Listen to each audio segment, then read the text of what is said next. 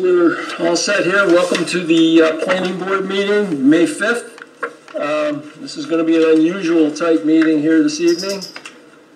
We have a limited staff at the town hall. Board members are all on their telephones at home. So this is the communication system we have tonight. So let me just go through a roll call. I wasn't sure everyone was here. So Mark Giardina. Present. And John Kozel. Present. Derek Mixel. I'm here. Derek Anderson. Here. And Dave Arena. I'm here. Are you there, Dave? I'm here. Okay, I guess everyone's here then. Okay, I guess we're set. Also, who we have right here is Raja, our attorney is here, and Josh is here, and Jeff is here. So we're good to go. We do have a lot on the agenda this evening, so you're going to have to bear with us here a bit. So let's get started. So the first item we have on the agenda is 1656 Ridge Road Pole Barn. It's located at 1656 Ridge Road. The applicant is Sheriff's Properties. Okay, we've determined everybody's here. Mute your phone. And let's see, they're requesting a preliminary and final site plan approval. This is a public hearing to construct a 44 by 50 foot pole barn on 1.3 acre parcel of land with a designated parcel number, and this is located in an LC2 low intensity commercial district under 225-16A and 228-8 and -23 of the code of the town of Webster. And we can get started with that. Mr. Damicello. Yes, sir. Yes, I'm Anthony Damicello, the manager of Sheriff's Properties, and seeking exactly that approval to build that structure at 1656 Ridge Road. Okay. And you've been in, we've gone through all your paperwork, you've got drawings in here again this evening, and you have covered everything. Yes. There were no responses from neighbors. You did speak with one of your neighbors and they were fine with it? Yeah, so they had no problem with it. Just bringing it back up. Yeah, and it's actually the only residential neighbor next to it, so he was perfectly fine with the building. Okay. Okay, so I guess we're all set with that. Now, again, it is a public hearing, and who would this be calling now? This is a little off the wall, but I don't think there's any need to really answer this right now, is there? It could be the public. Public hearing was closed on this. I'm going to let it drag. It stopped ringing. Okay, so we're good to go here, yeah. Any comments were given at the last meeting and so on, so you were just back in, just going through the formality of... Yes. All right. Derek, you wanna do a motion for seeker on this? Yes. For a motion for unlisted action, the Town of Webster Planning Board consider request by applicant Sheriff's Properties, LLS, to construct a 44 by 50 accessory building on a 1.3 acre parcel located at 1656 Ridge Road, having SBL number 081.01-1-9. The planning board determined that the proposed action is an unlisted action under section 617 of the State Environmental Quality Review Regulations. The planning board determined that the action is subject to a single agency review pursuant to part 16.6B1 of seeker, and that it is the most appropriate agency for making the determination of significance. The planning board therefore designates itself lead agency for the proposed action. The planning board has given consideration to the criteria for determining significance section 617.7C1 of seeker, and has one, considered the information contained in the short environmental assessment form dated January 13th, 2019. Two, considered public comments directed to the planning board during the public hearings on March 3rd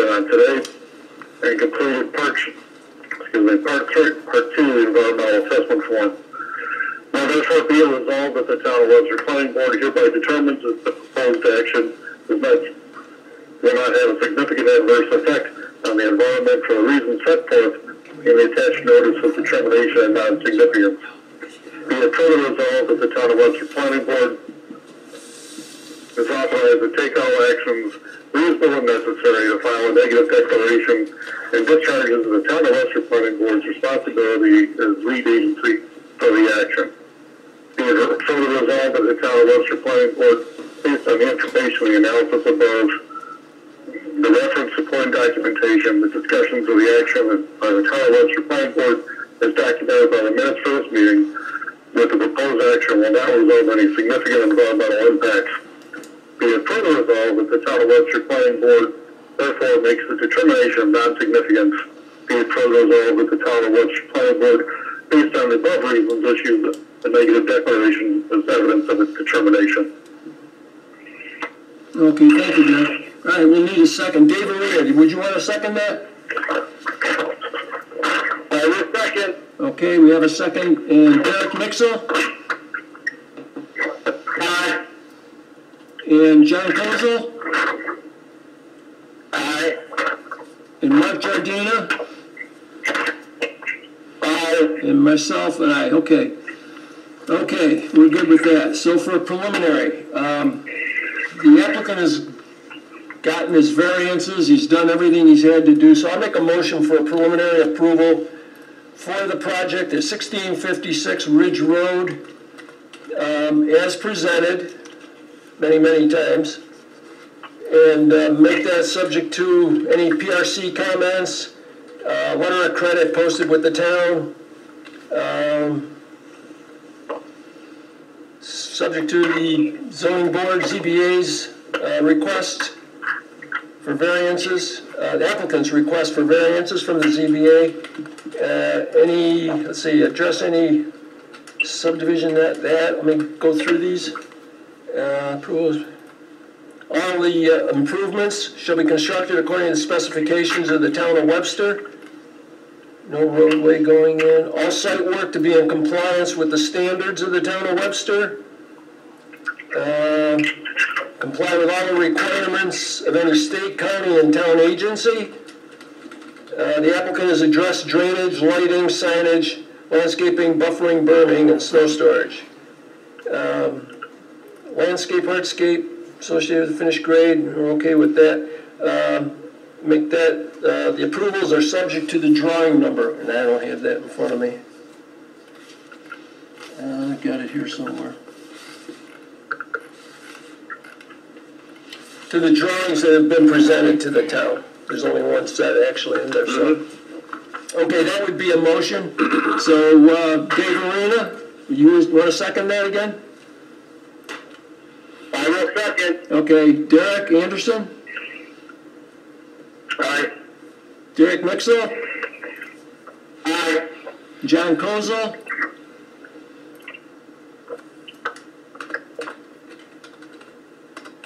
John Kozel? I don't think there is any drawing number on that. Don't worry about it. It's the drawings that we've got here, and we've had them. How do you vote on it, John?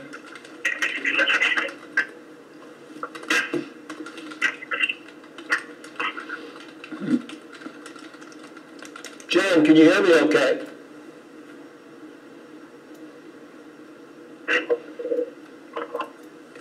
All right, I'm going to skip it. John, okay, Mark Giardina? Aye. And I made the motion, so okay, that's carried. Okay, for final approval, make it subject to all preliminary conditions and make it subject to all the PRC comments, subject to all preliminary approvals, subject to all or any applicable governmental fees, and subject to the Department of Public Works approvals. Significant construction to commence within 1 year, and that being May 5th, 2021. And the conditions, preliminary and final approval depicted on the cover of the final drawings. And engineer proposal letter certification, no, that's all right. Letter credit to the town if required for the project shall include any fees, engineering fees. All stormwater facilities to be constructed first, subject to the resolution of the final approved minutes. And again, the drawings are subject to the drawings on file with the town of Webster. And that would be for final approval. So I need a second. Dave, you want to do a second again? I will do a second. Okay. And Derek Anderson? Aye. Derek Mixel? Aye. John Kozel? Aye. Mark Giardina? Aye. And we're all set with that. Okay, now we have to do a letter to the town board for the special use permit. And I'll make a motion that planning board send a referral to the town board for the issuance of a special use permit for 1656 Ridge Road Pole Barn. Want to do the same routine, Dave? You want a second? I will second. Okay, Derek Anderson? Aye. Derek Mixel? Aye. John Kozel? Aye. Mark Giardina? Aye. And myself, so we're good with that. All right, we're all set with that application, you're all set. Thank you, Thank you, Tony. gentlemen. Have a good Sorry night. for the delay in it. Tony. You should be on the road now, though. We're all set. Okay? Thank you. Good luck. Okay. That takes care of that application. There, regroup here. Let's see.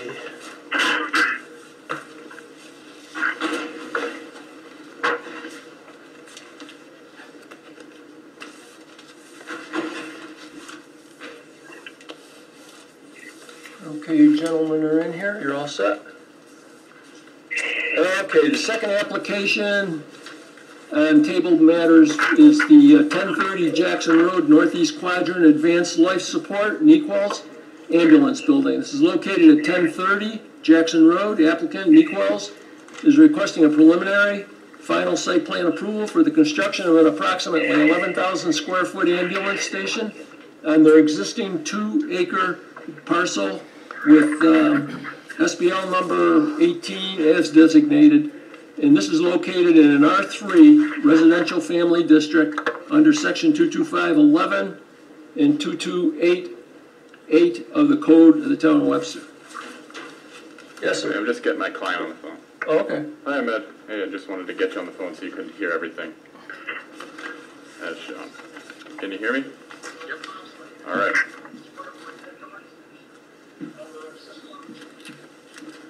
How's it going, everybody? Good, how are you doing? Good. Can everybody hear me okay? Yep, just give your name and Yep. address. I'm John Spence. I am a civil site engineer with Labella Associates.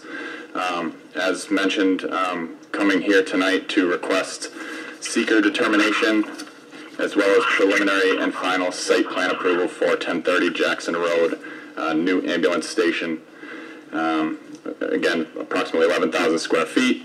Just to give a recap, we have 5 new ambulance bays, parking 27 spaces.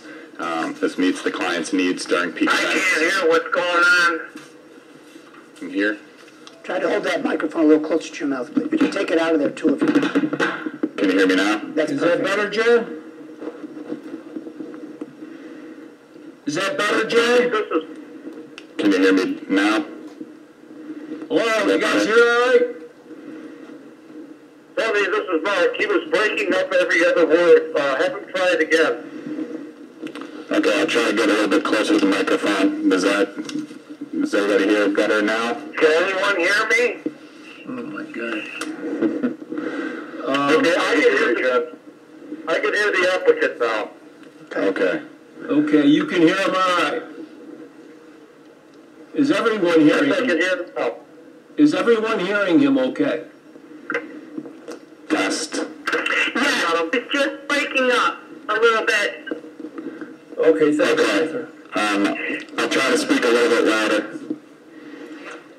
Okay. Okay, give it a try. Okay, so all stormwater for this property will be managed on-site.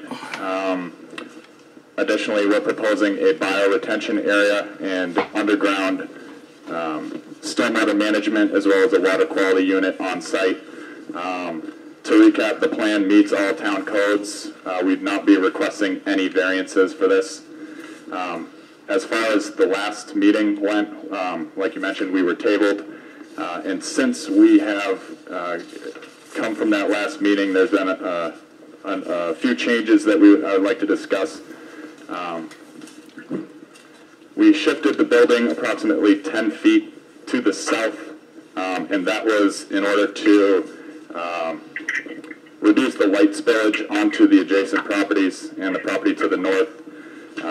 We added a few additional parking spaces over on the east side of the lot there. Okay, let me just for the record, the applicant currently is just showing the site drawing and where they're proposing where they have proposed and have completed changes. So go ahead. Yep. I just want that so that it's... Okay. Yes, correct. We eliminated the sidewalk along the west side of the building. We eliminated the digital signage along the building frontage. We tweaked the size of the bioretention in the rear of the building. Those were the site civil changes. Architectural-wise, we had some changes to the west elevation of the building to make it fit more naturally in with the residential area. We added a double gable roof. We added some shutters along the west side of the elevation, as you can see here. That'll allow us to fit more in with the residential district. We added brackets to the dormers on that side, and we feel that those satisfied some of the major concerns that the neighbors had at the previous meeting. We also reduced the amount of glass that we had in some overhead doors to reduce light spillage onto adjacent properties. And we added 2 emergency egress windows on the second floor per comments from the PRC. So in addition to all these comments, we had addressed all of the PRC comments as well as agency comments, which included Monroe County Department of Transportation, Monroe County Department of Health, Monroe County Water Authority, as mentioned, the PRC comments, Monroe County Planning and Development, and the Monroe County Surveyor. And we've responded to all town engineer comments to date. So with that, as mentioned previously, we're requesting a seeker determination and preliminary and final site plan approval tonight. Okay. Thank you. Okay, this has been in for a while back now. And again, this is a preliminary hearing.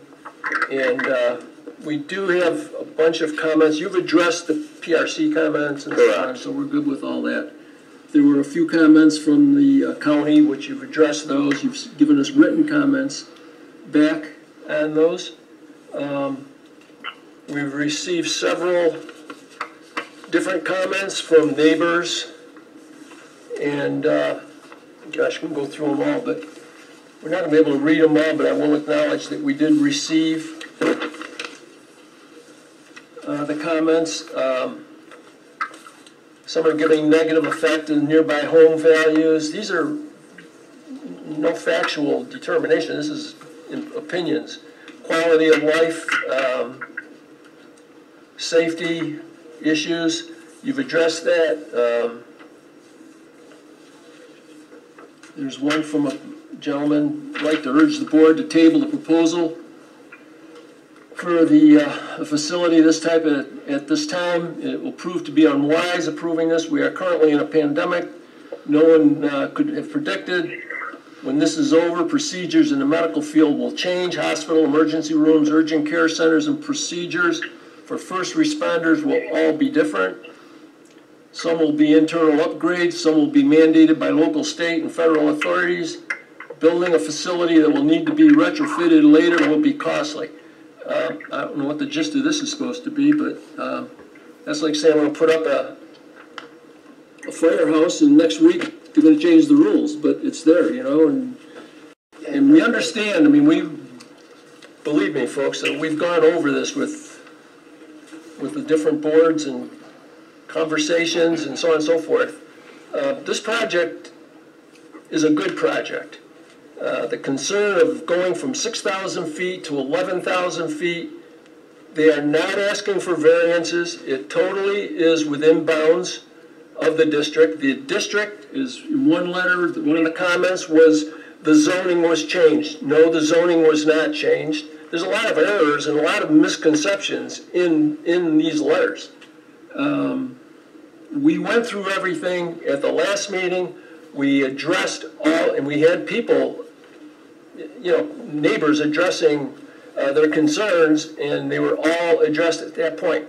Now, I'm going to go back to the point of why are they here and why we didn't approve it that night. So, having gone back and reviewed all the minutes from the planning board meetings when they were in previously, the determination was, number one, we closed the public hearing. The speaking portion of it was closed. That's done. We'll still address a couple of the comments here. But the meeting itself for speaking was closed. Now, the reason we had to table it at that point was because there were several comments presented to the applicant at that time that were not able to be fully addressed properly. And that's what they've now given to the town in written form. So those comments have all been addressed currently. I don't know how much further we can go with this thing. I mean, I know that people just don't want it, but, you know, again, the other side of the coin, nobody wants it in their neighborhood, but when somebody needs them, they want them to be there. All comments were addressed, and a couple of different ones. Well, they did address that anyways. These are things I wrote down a little earlier. The curb cut from the county, you obtained that. Correct. Need full drainage, you did that, the elevations. Paperwork from the DEC, that it was not a stream. You've submitted that? Yes, we will submit everything to the DEC, which will include the SWIP, and obtain the MS4 acceptance form from the town at the appropriate time. We did go back and determine that we submitted a letter to the environmental agency that indicated that it's a non-determinate stream, and that it was on an outdated map at that point. We discussed that at the last meeting. Let's take this and we'll see where it goes. Good evening. Good evening. Thank you for taking my call. I'm the neighbor to the north of the property. Okay. Richard Chavesty at Sure. 22 Jackson Road. Sure, Richard. Yep. Yes, thank you, and I appreciate your comments on the work that I see that has been done there. Since that time, I do have one question that is still of a concern that hasn't come to light yet. Okay. And the question is the driveway the drive that is closest to the north side of the property, that is closest to my property at 1022. Currently, it does not connect to Jackson Road. In other words, it's a driveway for the side of the building, correct? Correct. That would be correct? Yes. Yes, that would be correct then, yes. Okay. My main concern is that because I've lived there 30 plus years and I've seen many things on this property, and I know the usage is different, but I have a concern about, let's say in the summertime and the unit is returning, many times vehicles have driven across, in other words, they exit Jackson Road, and to save time, they might drive not using the driveway that's built for the facility on the south side. And in other words, they would take a shortcut and cut across the property, across the grass, and or very similar happened when the Ukrainian club was owned by the VFW, next to the light pole, that next to the Ukrainian club's entrance. I believe the town requested that they put up a small berm. There's 3 trees, I think 3 trees in the berm. If you're facing that, that run to the left side, because cars would pull in and out of the Ukrainian club years ago on both sides. My biggest concern is that whatever the town does in this project moving forward, that there be no allowance, that it should be part of the record, that they shouldn't be allowed to add or to connect that driveway to the north, that should not ever be allowed. It should be part of the record that it cannot connect to Jackson Road is my point. That would be one, and I prefer to see some sort of a berm with trees on the north side of the property to help prevent people in the summertime when the grass is hard from taking a shortcut with a vehicle and cutting across. Okay, we got you. Okay, good, Richard. Is that something Okay, that's... and I, The state only you approved know, one, correct? the rest of it sounds like For the county. I appreciate the work that was done. Not totally thrilled with the rest of it, but I appreciate it. But that's a big concern that you addressed. That the idea of not having access to Jackson Road or vehicles ever cutting across. Okay, well, thank you. I appreciate it, Richard. Thanks for the call. You're welcome. Thank you. Okay, thanks. I guess he's talking about where they were cutting across coming into there. Yeah. There's a berm or something? There's landscaping, I know. Yeah, But we're proposing landscaping as a Yeah. buffer here, Yeah. so that should address his concern Yeah. about light spillage from this property onto the new ambulance station. okay. So, And then, okay, back where I was, I know there were some comments the last time, I think, and you had just Ellen Rye, one of the neighbors over at Pepper Ridge, she wanted some elements such as shutters and so on, and you have included those, so correct, along the west that's elevation. been put in. One of the other comments that I personally had was right from the day one, was no digital signs, so that's gonna be a separate issue. You're gonna come in with a separate permit for that, right? Correct. Your So there's no digital signage, as we removed that as part of the Okay, previous. so you're saying, no, okay, so what is their regular sign? Is that something you're putting to the table right now, just coming in as a separate? So we have a signage on the building, which is right here, but it's not gonna be digital. It's only gonna have like a flood. Is that the one that's on the building? Yes. Okay. All right, so there's nothing out at the road?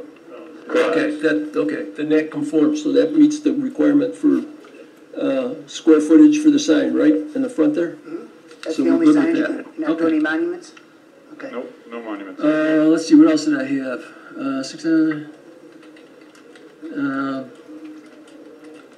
Another concern was traffic, and again, you've addressed that, and I just had notes that I'd written down a couple weeks ago. That's basically that it isn't like a factory, so there's not traffic in and out constantly all day long anyways. Correct. Monroe County DOT has seen the plans and they've approved them. The other thing I had was changing the lights.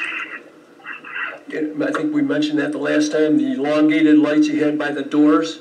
Yeah, So just we angled those downlit, down. so they're downlit lights. We have the dark sky compliant fixtures on all of the lighting, so. All right, they need to respond to the PRC, you did that. That was the main reason for tabling the meeting.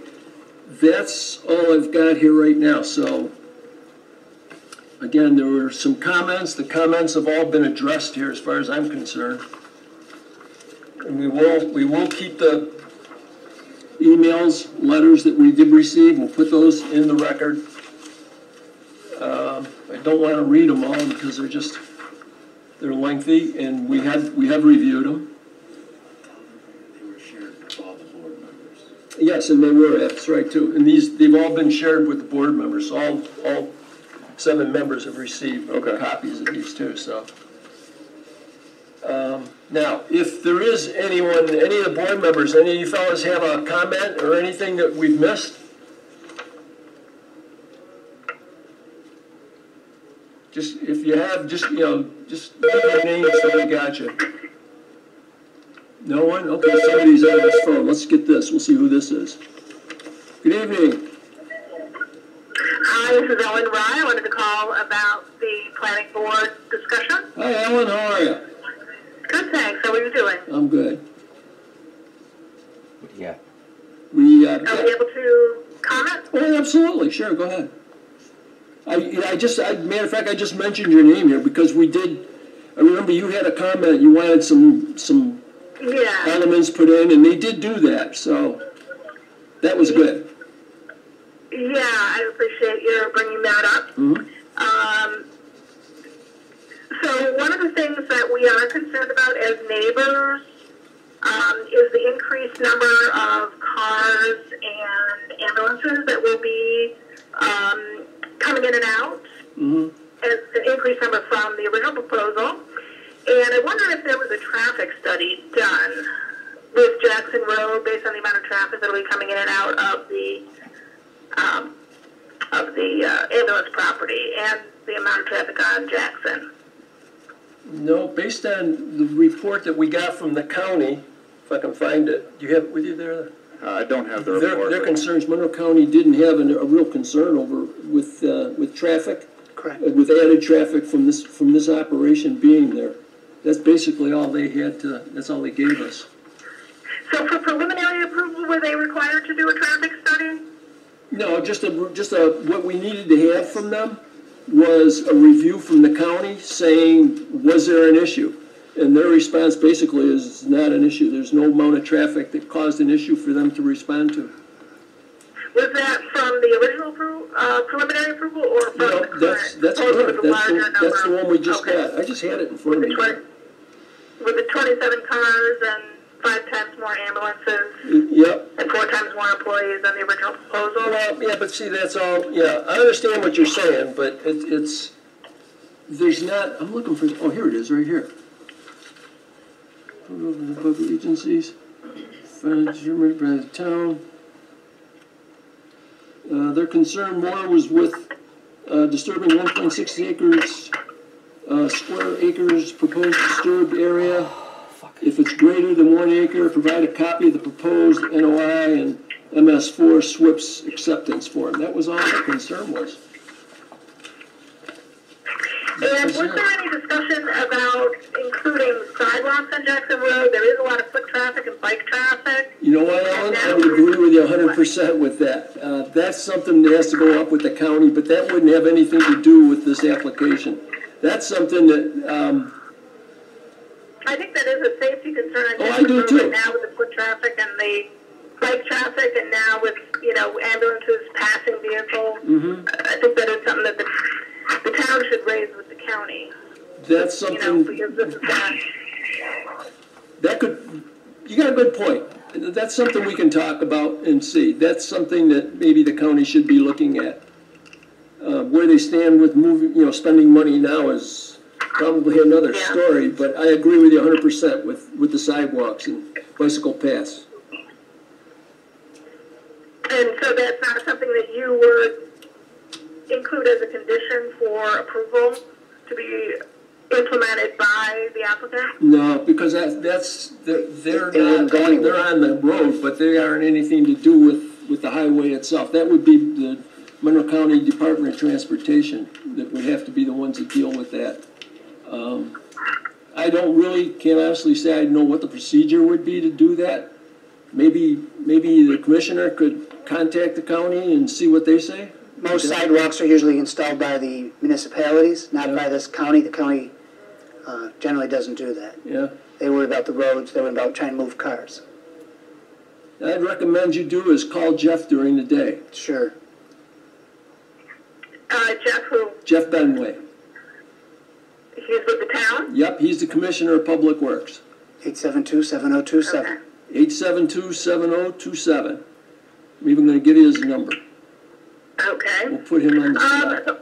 Another aspect that the neighbors are very concerned about is the sirens, of course, waking us up in the middle of the night. Yeah. Being that we purchased residential property, and at the time there was no commercial properties that would normally be allowed in our residential area until the zoning changed in 2011, and that's a concern that we have. That it's changing the quality of our residential community by allowing this use.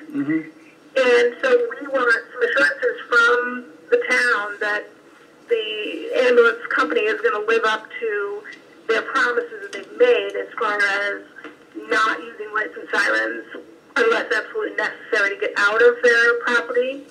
This is what I know Ahmed said several times in the past, that they would not use lights and sirens until they got to an intersection. I wonder what kind of assurances that we can require from an applicant like this to live up to those promises. What we can do, you know what we'll do with that, Ellen? It's a good point. And these things were, you know, again, you're reiterating things that were brought up. Why don't we do this? I'd be more than willing to put this right into a resolution, that there's no sirens until they've reached the intersection unless absolutely necessary. Is that okay? That's the best we can do. Okay? Actually, I I know in other there's communities, the in Brighton, for operation example, and of in the, Fairport, any calls would Hold on a require, second. Hold on, Ellen. Yep. Hold on a second. The engineer's saying something. Go ahead. they would be required by code to use their sirens, and that was discussed at the last meeting. Not when they're pulling out. Only Correct, when yeah. they get to the intersection. Yeah, and I can, Yeah, you know, we'll put it in the resolution, just the same thing. But even though that is the law, it is a code thing, so yes. Okay. Again, that would have to. All right, that is an absolute requirement, anyways. But we will put it in there anyways. Okay. I'm sorry, I couldn't hear the person. Oh, what he was saying was that's one of their rules, that they cannot put the sirens on until they reach the intersection. So that would be a requirement.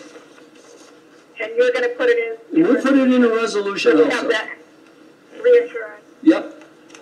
You just back it up. I know in other. Right. No, I know. Thank you.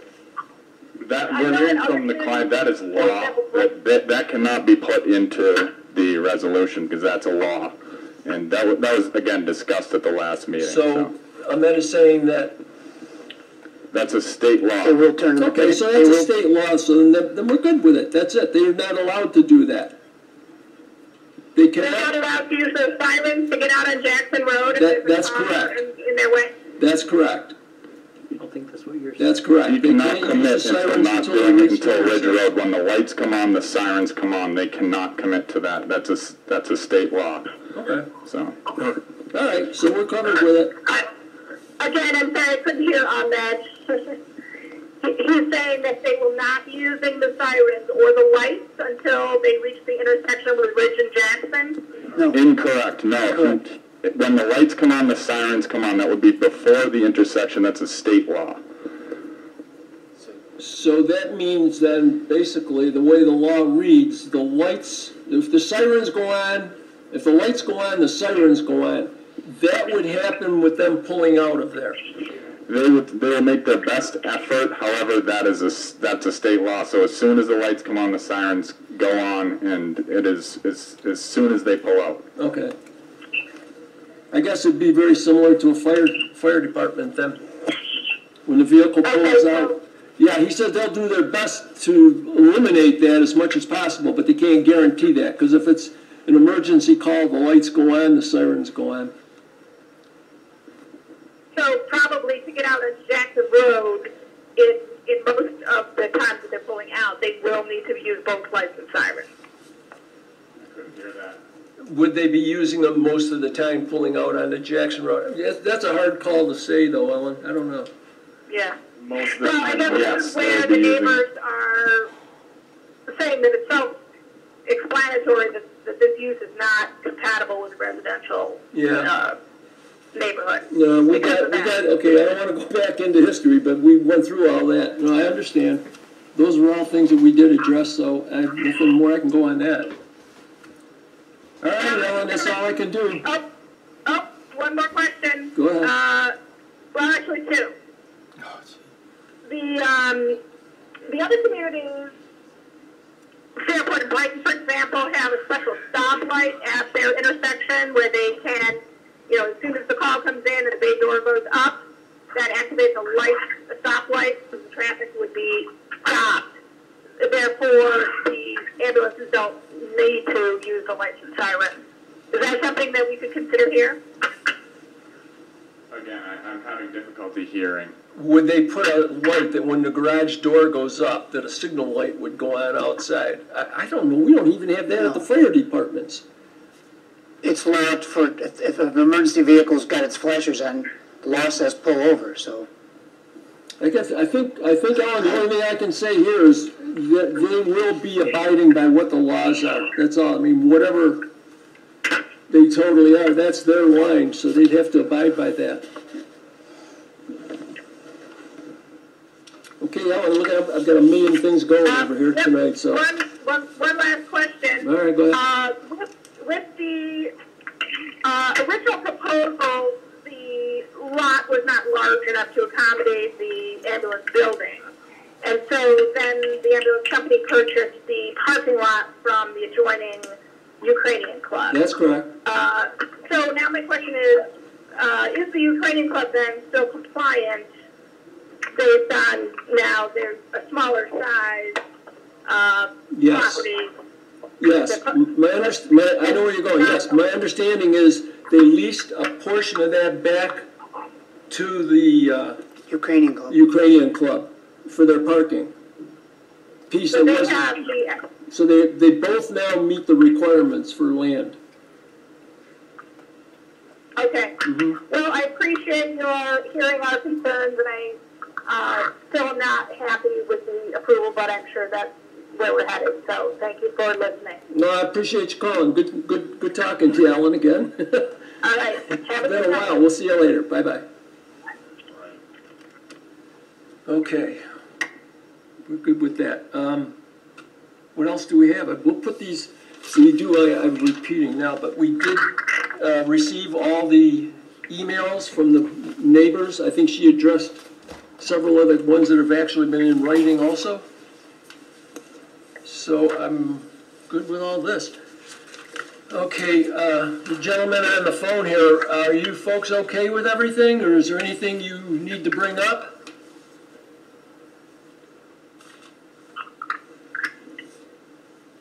Anybody have a comment? No. Okay, then you want to move forward with this? You're okay with moving forward?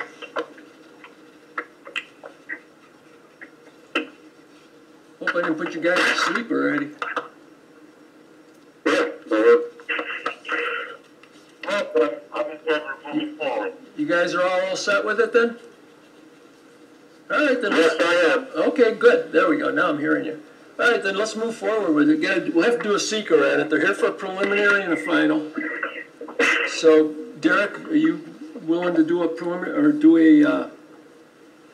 a seeker motion on this? Yeah, motion for unlisted action. Town of Webster Planning Board consider request by applicants Northeast Quadrant Advanced Life Support, NEQALS, to construct an approximately 11,000 square foot ambulance station on an existing 2-acre parcel having SBL number 080.17-3-14.2 located at 1030 Jackson Road. The planning board determined that the proposed action is an unlisted action under Part 617 of the State Environmental Quality Review Regulations. The planning board determined that the action is subject to a signal agency review pursuant to Part 617.6B1 of seeker is the most appropriate agency for making the determination of significance. The planning board therefore designates itself lead agency for the proposed action. The planning board has given consideration to the criteria for determining significance as set forth in section 617.7C1 of seeker and has, one, considered the information contained in the short environmental assessment form, part 1, dated January 6, 2020, and 2, considered public comments directed at the planning board during the public hearings on February 6, 2020, and today. And 3, completed Part 2 environmental assessment form. Now therefore be resolved that the Town of Webster Planning Board hereby determines that the proposed action is subject to its, the proposed action will not have a significant adverse effect on the environment for the reasons set forth in the attached notice of non-significance. Be it further resolved that the Town of Webster Planning Board is authorized to take all actions reasonable and necessary to file a negative declaration and discharge the Town of Webster Planning Board's responsibility as lead agency for the action. Be it further resolved that the Town of Webster Planning Board, based on the information analysis above, the reference supporting documentation, the discussions of the action by the Town of Webster Planning Board as documented by these minutes for this meeting, that the proposed action will not result in any significant environmental impacts. Be it further resolved that the Town of Webster Planning Board therefore makes a determination of non-significance.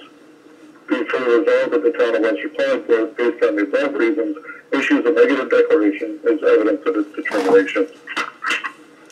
Okay, thank you, Doc. We have a motion. Mark, would you want to second that? Okay, Mark seconds the motion. Okay, and let's go through Dave Arena. Aye. And Derek Anderson. I'm sorry, Derek Mixel. Aye. And John Kozel. Aye. And myself, okay too. So we're good with that. All right, a motion now for preliminary. Well, I've got paperwork here. I'll make a motion for preliminary approval for the ambulance station at 1030 Jackson Road in Webster. And this is based on drawing number C201.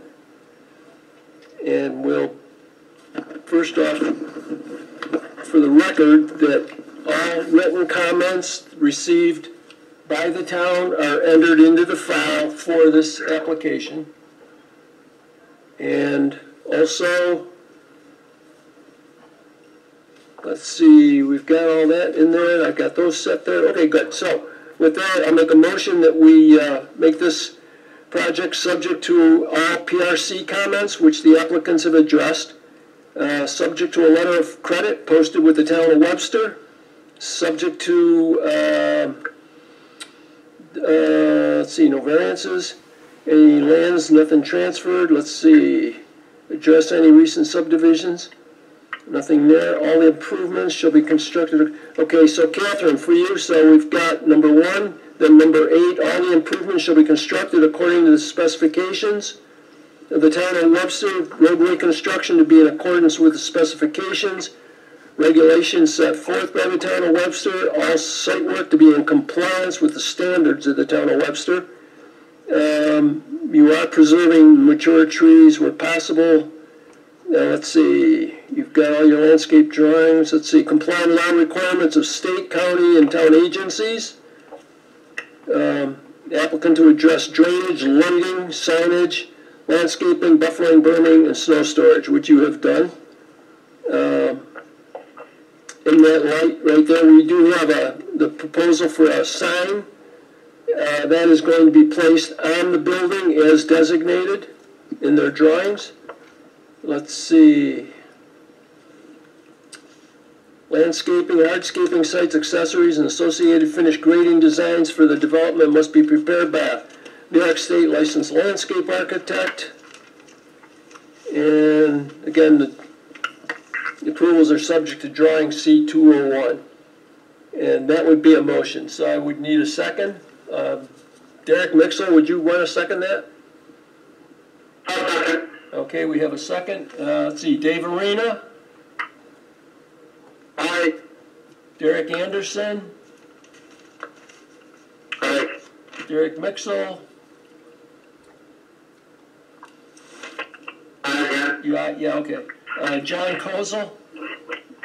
Aye. And Mark Giardina. Aye. And myself. Okay, so we're good with preliminary approval for the project. All right, for final approval, again, just reiterate, we do have all documents that were received by the town. Notice, and again, the public notice was published in the Webster Herald as required. And so for final approval, I'll make it subject to all the PRC comments.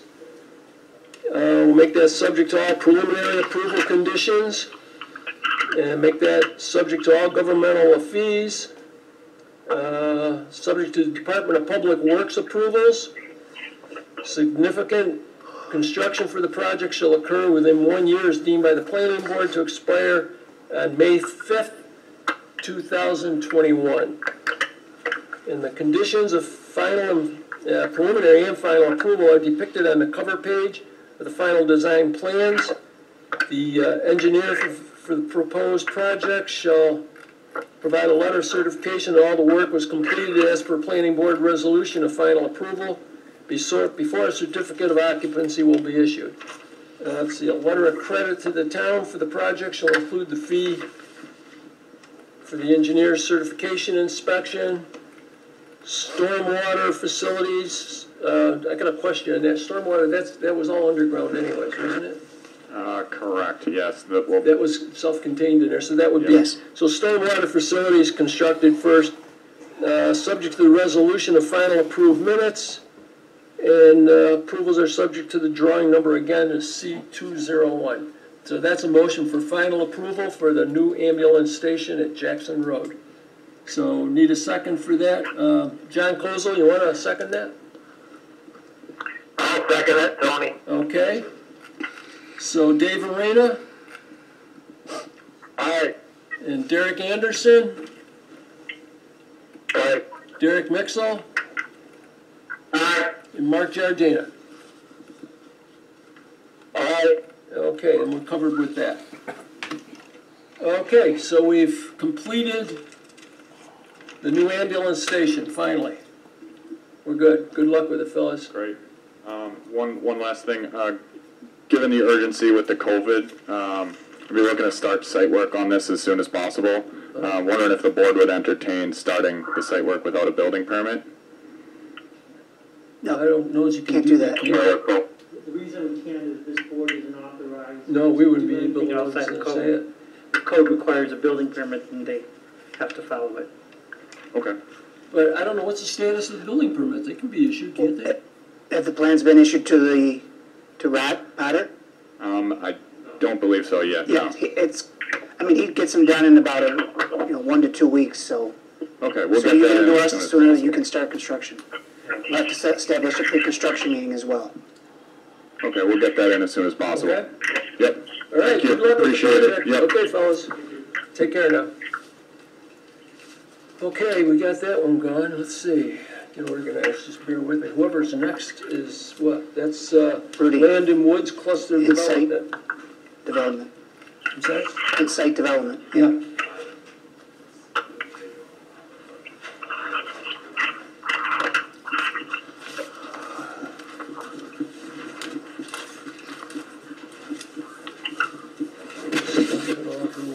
I got it.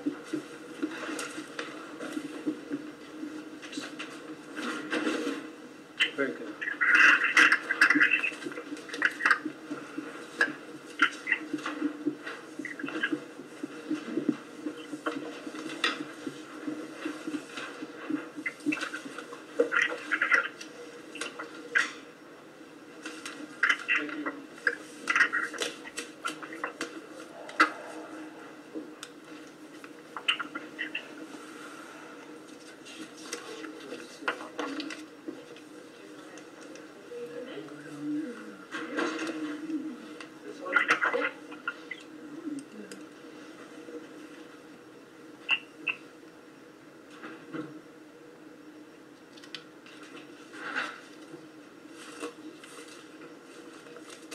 Okay, I guess we can get reading anyways while they're preparing. All right, the third table item on the agenda is Land and Woods Cluster Development. This is located at 687 Hard Road. The applicant, Insight Land Development, Inc., and they're requesting a preliminary and final site plan and subdivision approval to subdivide a 4.8 acre parcel having as the designated property number. And this is 9 single-family lots, including 1 existing residence. And this is located in an R3 single-family residential district under section 192.27 and 228.8 at the code of the town of Webster. And again, this is a public hearing, and public notice of that was published in the Webster Herald. Mr. Neufeld. Good evening, gentlemen. Thank you for making these unusual circumstances and still making it possible. I will keep my presentation brief. I'm Rudy Neufeld. I work with Crosstown Construction and Insight Development. With me outside this evening is Mr. Yonda and Mr. Shelley, if you have any technical questions. So you gave a nice recap, Mr. Chairman. 8-lot subdivision. We have all the utilities. We've had 3 meetings so far, so I know the board and the members listening in are familiar with it. The one big issue that came up last time that was extensively dealt with was the drainage. And we have had numerous meetings. We've had a site walk. We've met with the town staff, the engineer, the highway department, and our engineering staff has done quite a bit of work as well. And I believe that all of those comments have been addressed to satisfaction, but we are here this evening with the engineers to answer them, or any that I'm capable of answering myself, if you have some for me first. All right, I guess most of these are just engineering details and stuff. There were concerns by some of the neighbors. We've got letters, and again, we did receive several comments from neighbors, and they've all been entered into the record for this project. There are several of them. Probably, I would think maybe a good thing to do would be to have the engineer go through and address all the PRC comments. Just run through that list. Those were the biggest concerns we had when it was in before. I'd say have them do that first. Or you want to do it, or whoever's going to do it. Yeah, off the, Mr. Chairman, right off the record, you want me to read the comments or just discuss them? What do you prefer? Well, the written comments are right here. I can read the see, there's the comments, and then there's responses to it. I don't know what to do with this right now. I don't want to answer it now. No. And then finish his presentation. If you are calling in, if someone is calling in right now, I suggest give the applicant an opportunity to make his presentation to the board, and then when he's complete, we'll open the phone line up. Thank you. So, Mr. Chairman, if you'd like me to respond to those, or Martin or Fred is here to answer them, you tell us how you'd like that to be. I would like to add one thing. I did submit to Josh. I went Friday so I could see myself, our neighbors to the east, Mr. Winterkorn and his neighbor. I submitted a number of photographs. The creek, as it exists right now, has about 3-4 inches of water in it, and the neighbors to the north did have some ponding water, which I showed, but they're about 3 feet above the creek. So that little standing water is not related at all to the creek. It's some negative drainage. And the same thing with our neighbors to the west side. He has some negative drainage as well. And as a developer, I would never get involved in getting onto private property, but I certainly would make available 3 to 4 loads of fill, would regrade their property positively, and they would have no water on a standing nature from a rainfall issue. So I'd be happy to do that. As developers, I'm always extremely conscious of drainage. That's a big issue.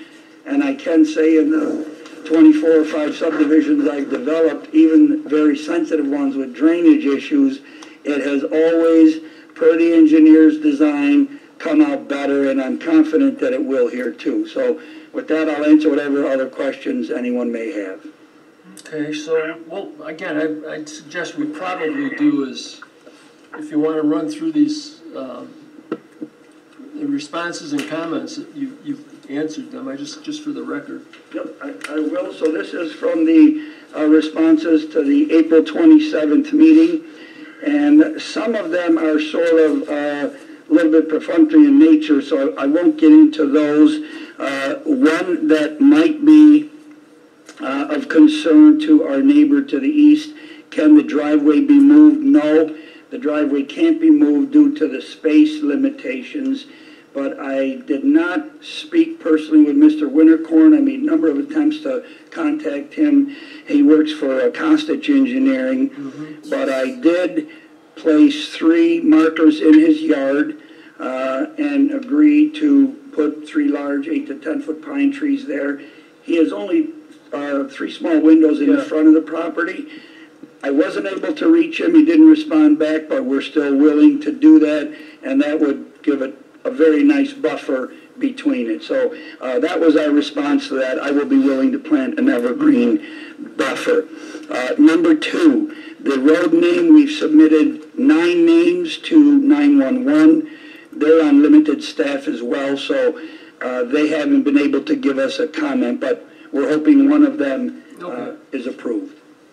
Number 3, change of signature line, that's been done. Number 4, the existing sanitary sewer 16, they wanted a new note, so our people have done that. Number 5, an outlet structure, there were some comments on the maximum flow rates through that. That has been addressed as well. Number 6 was regarding some existing site conditions for the private drive flows to the east. They've made accommodations for that.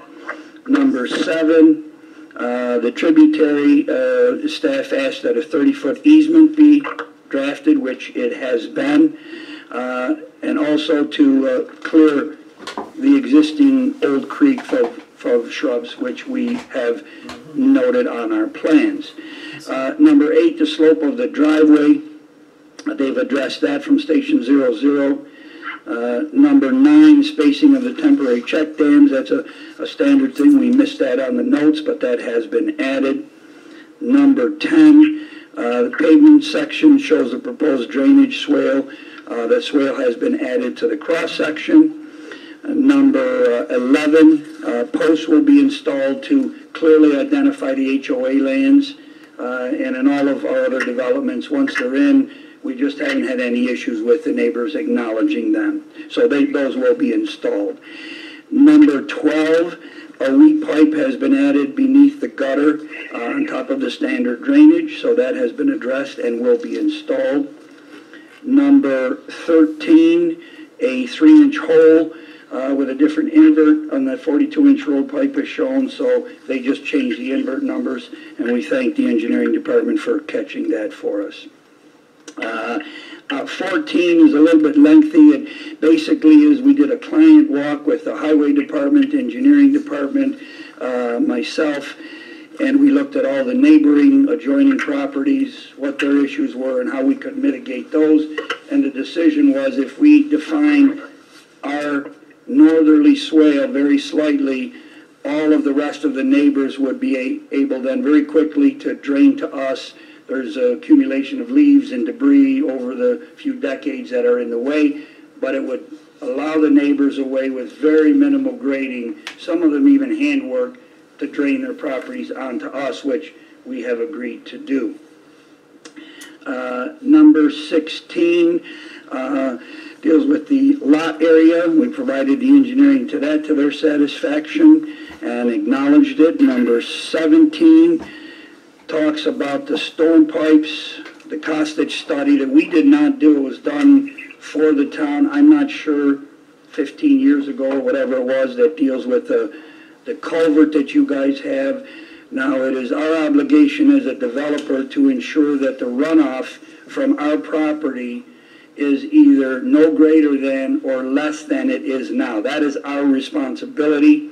Engineering has shown through calculations that we are shortening the runoff of our property by almost 50%. But on top of that, there were some questions that some of the board members had regarding the culvert and the sizing.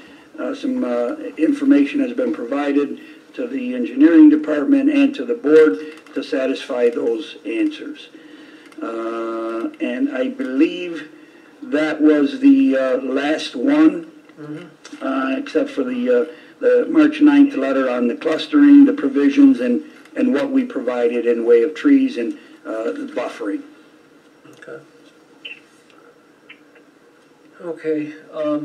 Again, we did receive some letters. There's numerous of them here, numerous amount of them. Some of the comments are, I mean, it's worth going through some of them. One of them, the proposed project does not satisfy the requirement to prove the number of lots in the proposal. It was determined by a conventional town approval plan. It is also to reduce future costs to the town and its taxpayers to maintain, rebuild, and substandard road. Well, this is not, for the record, this is not a dedicated road. The developer is putting this road in, it's a private drive. There is no expense to the town for sewers, for any of the structure of the subdivision. The roads will be maintained as private homeowners. They're not to be built under substandard. There are requirements for the condition the roads have to be built in, width and load bearing. Someone put in also the number of lots able to fit on the land should be determined after space needed. Well, these comments, the board and the town is well aware of some of these comments, and these have been followed. The number of houses are what would be allowed on a subdivision. Tony? Yes? Tony, this is Derek. Yeah. I agree with that first comment. I don't believe the area was calculated properly. Oh, okay, you all right with I'm that? looking at the number that they have is wrong. Okay, what's The calculations submitted by the calculations submitted by BME do not conform to the town code. and the drainage? And for the number of lots that can be on this parcel. Okay, how are you? The town. Well, two people sending copies of the code, and I'm looking at the code right now. Okay, what is And it it say? has very specific things. It has very specific guidance Okay, on the size of the lot, and then the areas that have to be subtracted from the parcel.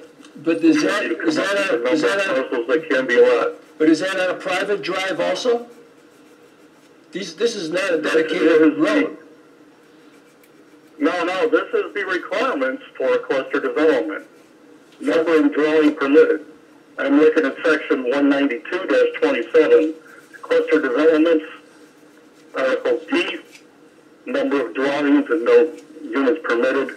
Number 1, it talks about the areas that you have to look into it, and the land that has to be subtracted when you go through and do the calculations for number of Ron, parcels. you want to check that? I'm also looking at the Associates calculations, and I don't agree with them. They have, here's the property size of being 4.76 acres, and for the areas that are supposed to be subtracted per town code, they have 0. That is incorrect.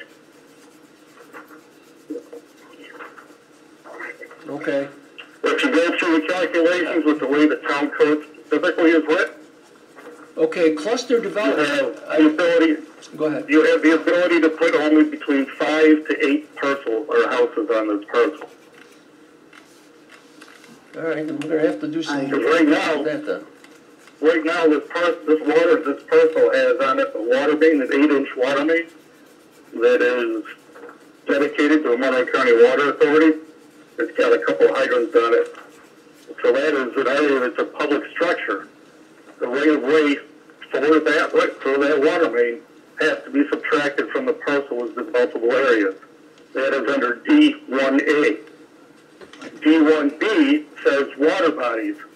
There's a stream going through this parcel that, thanks to the calculations, they are showing that when that thing surcharges, that it takes out a pretty good section of area. You know, enough that the parcel number 2 it's really not a parcel. You know, that parcel only has about 7,000 square feet of usable space on it. Yeah. They did not, in their calculations, subtract water bodies. So that calculation is wrong. There's also discussions in here about whether there's up to 25% of the total gross area of the parcel has slopes greater than 15%. You know, the key is it says upwards, and there are areas on this land that have slopes greater than 15%. So we did not take that into consideration. So the key points on this, the 192-27, D1A, B, and C are all incorrect on their calculations. They put 0. Those are numbers that need to be subtracted. If you do when you do a proper takeoff, it's only about 5.5 houses that can be put on this parcel. Well, you may have something there then, okay. The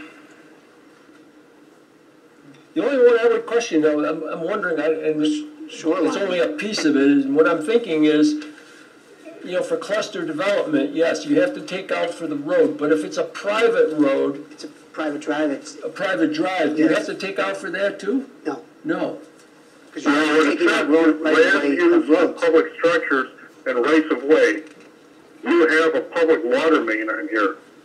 It's dedicated to the Monroe County Water Authority.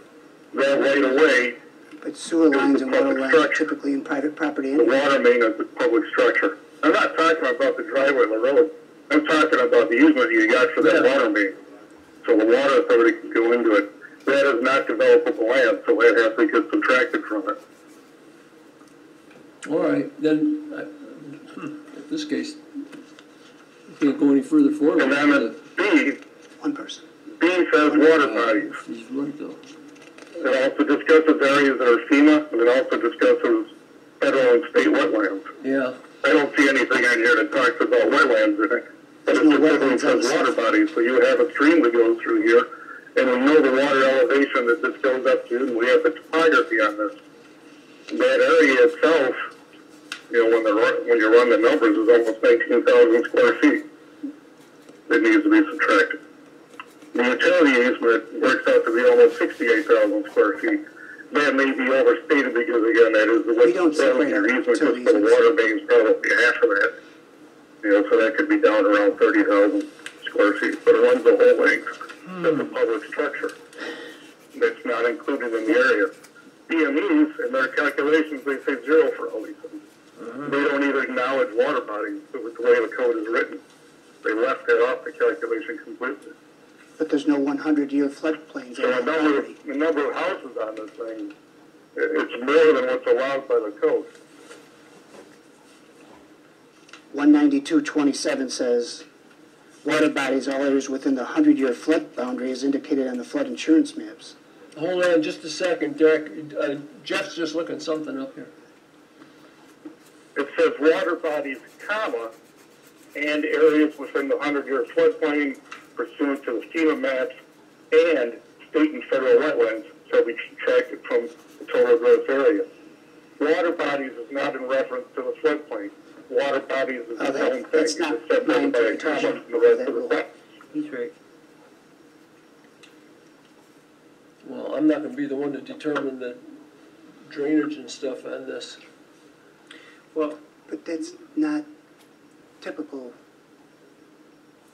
All right, go ahead. What do you say? Raj, go ahead.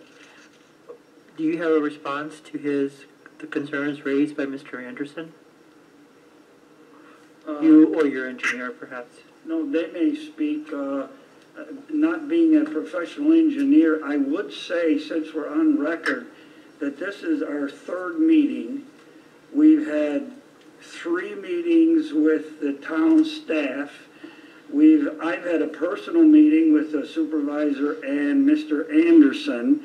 We have had multiple site meetings with the highway department, and we have submitted to the engineering department every single thing they've asked for. We've got an approval on the density. I'm interested as to why this would come up now when we have followed every step of the town's procedure. And I know the this reason why. evening, It's and because these I have asked comments, this question since day Hey, one. Derek, It's not been answered. Derek, start over It has not again. been answered until now.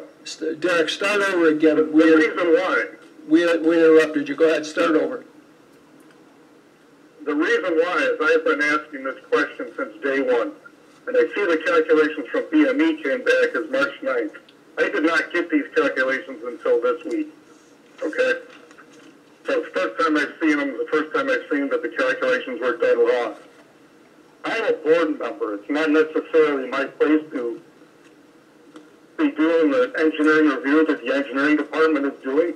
The engineering department's the one that should have gone through these calculations, gone through the code line by line, and said, you know, these calculations are not right. So here we are.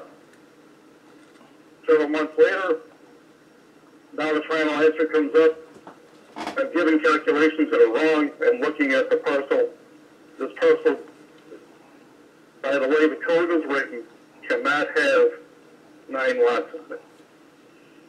It has anywhere from 5 lots to 7 lots, maybe 8 lots, depending on how wide you say the width is for the water main easement. Well, we're in a pickle here with this. Yeah. Let me ask a very dangerous question to Mr. Anderson, since Mr. Anderson seems to be, I would say, running the decision of all of the staff and all of the town departments that we pay a lot of money to listen to. Mr. Anderson, would you be happy if this development went down to 8 lots? Would that satisfy your calculations? I believe that the things should be submitted with the proper calculations, and the engineering department make the determination that they have reviewed the calculations on a line-by-line basis according to the code and put their concurrence on it. So when I'm one voice. When the engineering department meets with our professional engineers that are highly paid, and they concur, and they look at the density, and they review the density, and they review the surrounding square footages, and they together as a professional team decide that it meets their code, you then have the unilateral authority to overrule the entire department. No, I don't think he's doing that. Well, what I'm saying is I'm looking at it and I say that the code was not followed and that it should be re-reviewed and done according to the code. Okay, let's do this. I kind of concur with what you're saying, I guess, since you are the engineer, you are an engineer. You are a board member, but you also are an engineer and you have done your homework on it. So my suggestion is we're going to have to table this thing and we're going to have to just get together and review it and see what it comes out to be. I don't think we can make a decision here tonight. Well, I was wondering if... I agree. Go ahead, hop in. This is the other Derek. I agree to table this. Yeah. So the proper calculations can be done. Yeah, I think that's what we're going to have to do, so that everybody's in agreement with what we're coming up with. It is a touchy area. There are a lot of concerns. I don't want to move forward and, have a discrepancy, and then we end up in court, being held up with it there. So I think the best bet for us to do right now would be to table this thing and to a future date. And again, excuse me, Tyler, Derek, and I'd like to point out too, it's not just myself that's doing this review. We got the exact same comment from 2 of the residents that they went through the code. They submitted copies of the code. Mm-hmm. They questioned whether or not the code was being followed. So we are responding to their comments, and by looking at the code, responding to their comments, yes, they were correct. It does not appear that they were done right. Mm-hmm. All right, let's do this then. So, Derek Mixel, you want to make a motion to table? Sure. I'd like to make a motion to table this to a meeting date. I don't know how long it's going to take to review all this. That's, I guess, the question. Well, just put it to be. But I would like to table this to an appropriate meeting further down the line. Even if you adjourn it to a different date at that point, I need a date. All right, we'll have to come up with a date. What's today? Today's the 5th. The next meeting Make is it, the 19th. all right, skip that one, go to the next one. 19th. Probably go to the next one.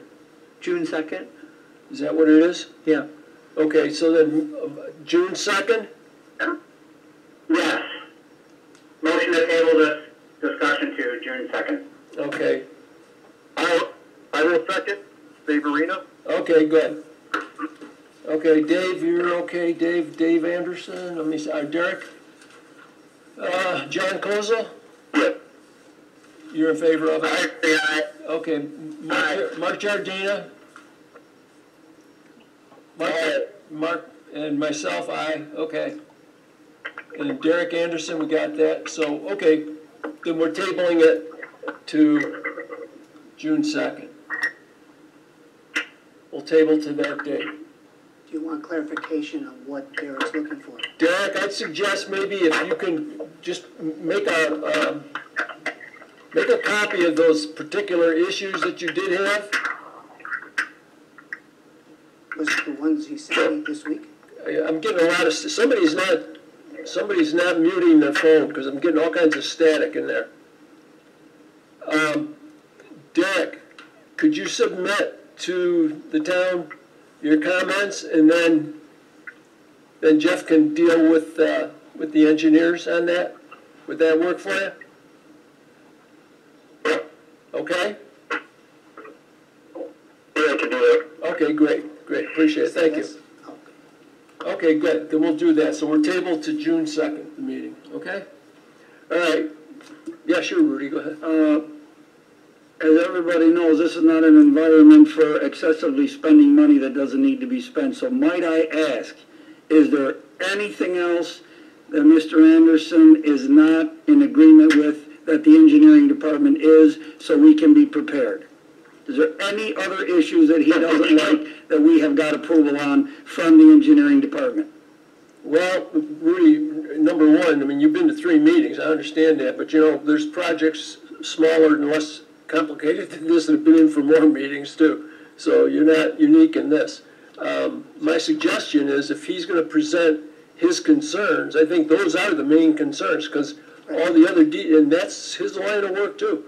And you know, we've reviewed all the engineering details, all the other stuff, you know, and we're all okay with that. So I think if this is resolved, do you need to take a lot out? Yeah, I don't know, maybe, you know, it's, you know, one thing I was looking at while we're still on this, on the original concept drawing, where you're showing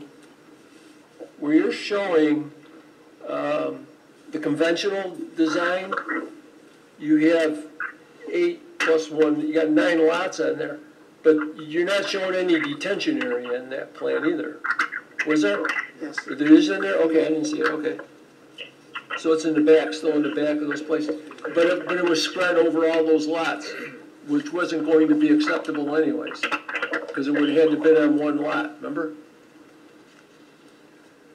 In other words, well, no, that's okay, you know, with the cluster, that's all right. No, but I mean for the conventional drawing, something you might want to think of. I mean, I don't want this coming up again. On the conventional drawing, okay, there you got it, all right. Right there, Rudy, you've got a rectangle. How many lots in there? Go ahead.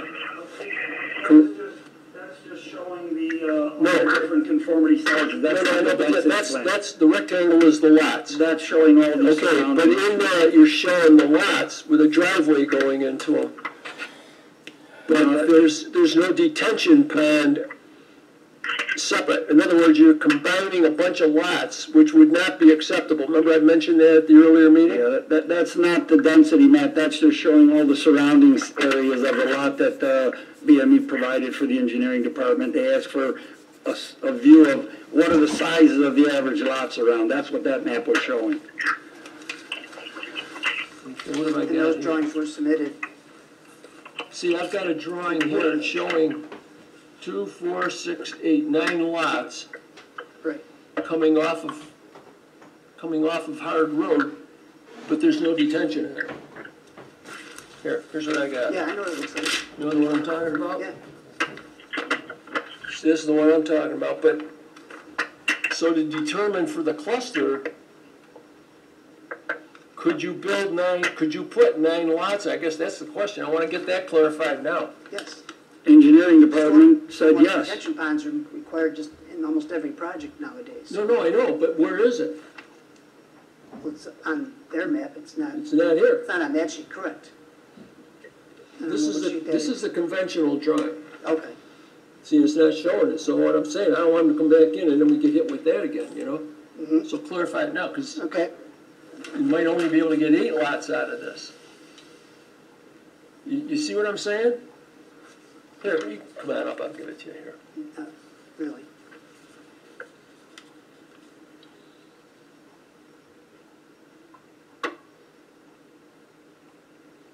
So there's 2, 4, 6, 8, 9 lots.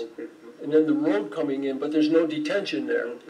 So you'd have to have, and the lots, we're doing it on this because it was going to be under the homeowners and we were okay with it, but you need to show this to be able to do that. You see what I'm saying? Okay, so again, you may lose a lot there to create the pond area. I don't know. I mean, I just want to get it now so that I was looking at this tonight. Thank you. All right. Okay, I guess that's it then. We'll table this until June 2nd. We're all set, okay? So I'm clear then. One other question, please. Go ahead, Derek. The way the note is on here about the easement, I'm trying to think. It says access and utility easement to the town of Webster, Monroe County Water Authority, lots 2 to 9, and Insight Development Incorporated. This thing scales off at a 78-foot easement. Is that the size that it actually needs to be? 78-foot easement? Yeah, that's just what it scales to on the drawing, because there's actually no dimension given for the easement. It just calls it out. But that plays into the calculation of areas that you have to take out. I would put that down as a question you have. Put his questions on a list. We'll submit that with the rest of the questions and let them We'll address review it. that with the engineers. That'll be the best way to do this. If you can The do water that. main itself, because it does, this water main, because it does have the easement to the Monroe County Water Authority, it is being dedicated to the Water Authority, correct? Is that dedicated to the Monroe County Water? The water main, yes, but the easement is part of the lot. The easement is part of the lot. It's not public right. All right, you know what? Again, I'm just going to repeat. Just put that down as one of your comments, which is totally legit. And then they'll all be together and let them address it. And then sending out copies of their response adequate time before the meeting. This way we've got it too. This way he can look at it ahead of time. Okay? We good with that? Yep. Okay, great. Thanks a lot. Mr. Chairman? Yes, sir. So am I clear from a layman's standpoint that if the engineering department and my engineers and you as the chairman and whoever else wants to look at this makes a determination, whatever that determination is, and they make an official determination in writing, and Mr. Anderson disagrees with some technical point, which rule will help? Well, see, what it is, it's not we're disagreeing. I mean, he's not disagreeing with a technical point. He's disagreeing with the way it's written up. I think he may have a legitimate concern. I understand that. So if that's what if he didn't catch it, who was going to catch it in the future? So it's a good point. I'm happy that for his comments, and some of the other ones were good. My question is, if the entire engineering and town departments issue a letter that says, we are satisfied and the determination is X, does then a board member have the right to override that? Then the board member has a right to refute it and say, I disagree with this, that, or the other. There are 7 members of the board. If Derek was still opposed to it and everybody was in agreement with the rest, it's 6-1 vote, it would be approved. It's not just me or it's not just him, it's the board, that's... But in fairness to Mr. Anderson, I do think he said it correctly previously, that the applicant has to get the calculations correct. Yeah, right. And resubmit it to the town. Well, that's what I'm requesting. Department of Public Works, and if they agree, they can present whatever they want to the board, and like you say, it's, every board member has to make his own decision, whether they agree or disagree with the calculations, and why. Yeah. I mean, I would say why. They don't I think if Derek's concerns are addressed, I think we'd be on course. We'd be all right with it. I'm not an engineer, but it just seems to me that this is just a math question, so we should be pretty close between all of the engineers. Correct. Am I somewhat correct in saying that? Yes. Okay.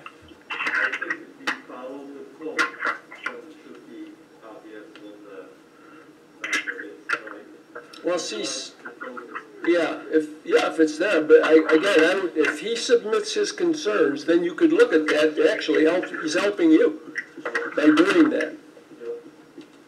He's giving you the information that he sees lacking. Now, could turn around that half of it is you're correct in and half of it he's correct in. But whatever it is, at least we'll get to the bottom of it and get it resolved. So we'll go with that. That's the best we can do. Okay, well, All right. we'll make sure we address that issue Okay, in our next Rudy. application. Thank you. All right. Thank you, gentlemen. Thanks, Rudy.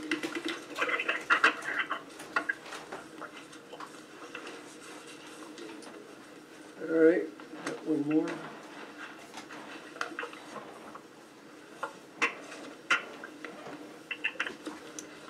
I'll keep this.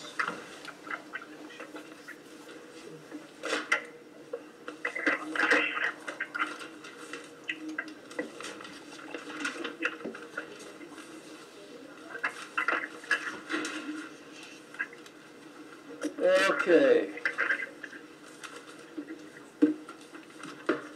These are the new applications now. This one here is Northridge Church signage located at 780 Salt Road. The applicant is Northridge Webster LLC requesting a sign approval for one 7.5 square foot freestanding monument sign and one 293 square foot building mounted sign, 9.13 acres of land with a designated number located in an industrial district under section 178.7 of the code of the town of Webster. Good evening. Good evening.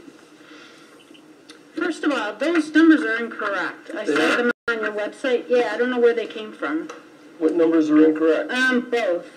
The square footage of the sign, of the monument sign, is actually 33.3 square feet. The mounted sign? The monument sign.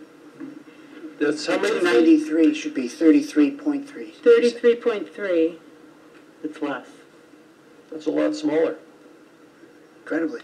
7.5 square feet, the other one is correct? 7.5 square feet should be 33.3. Should be 33 square feet? Yeah. So they're both pretty much the same size. No. Well, I got 33.3 feet for the... The calculation of 7.42 square feet is just the text portion of the monument. It doesn't include the whole structure. Is that how you're measuring? Because I thought traditionally didn't Webster measure the whole... Traditionally, they might have. However, the code clearly indicates how basically the text and logo is really what should be calculated. Okay. At least that's. Yeah, the sign is the sign, actually. The text, not the sign size. What's that? It's the text size, not, it's the enclosure of the text. There's a very specific provision in the code that calls for how to calculate the signage area, and it specifically states the text and emblem. And I know traditionally we try and limit the overall sign of the monument, but the calculation that Amy just referred to is just the text portion of the sign.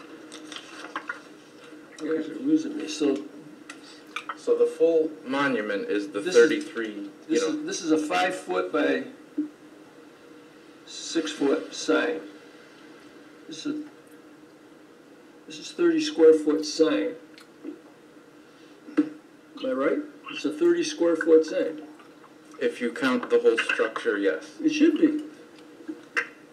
The structure is the sign. That's not what our code reads. So, okay, so then wait a minute. Whoa, back off here now. Wait. If somebody comes in with another name underneath a sign, then what does that include then? That includes another name.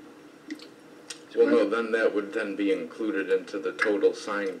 Yeah, it would not be allowed to be added, if that's what you're asking. So what you're saying, all the signs we've got that are 5 foot by 6 foot are not 30 square foot signs on the roads? They might be. You have to measure every one. Well, I'm just saying the box, you don't measure the size of the box, you measure the size of the text. I've never heard this in 46 years here. It's, it's 178.4M. Look that up, Rash. Very specific. Number 2. Number 1 and number 2, I believe, are applicable.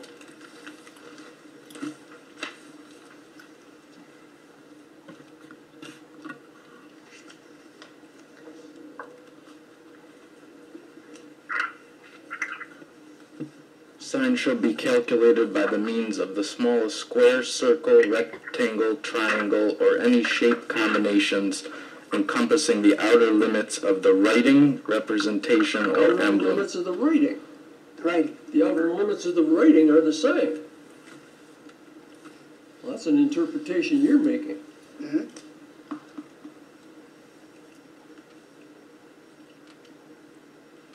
The outer limits, so what you're saying is the outer limits of the digits. Correct. No, that isn't so. Then what is the sign? What is a monument sign? I disagree 100% with that.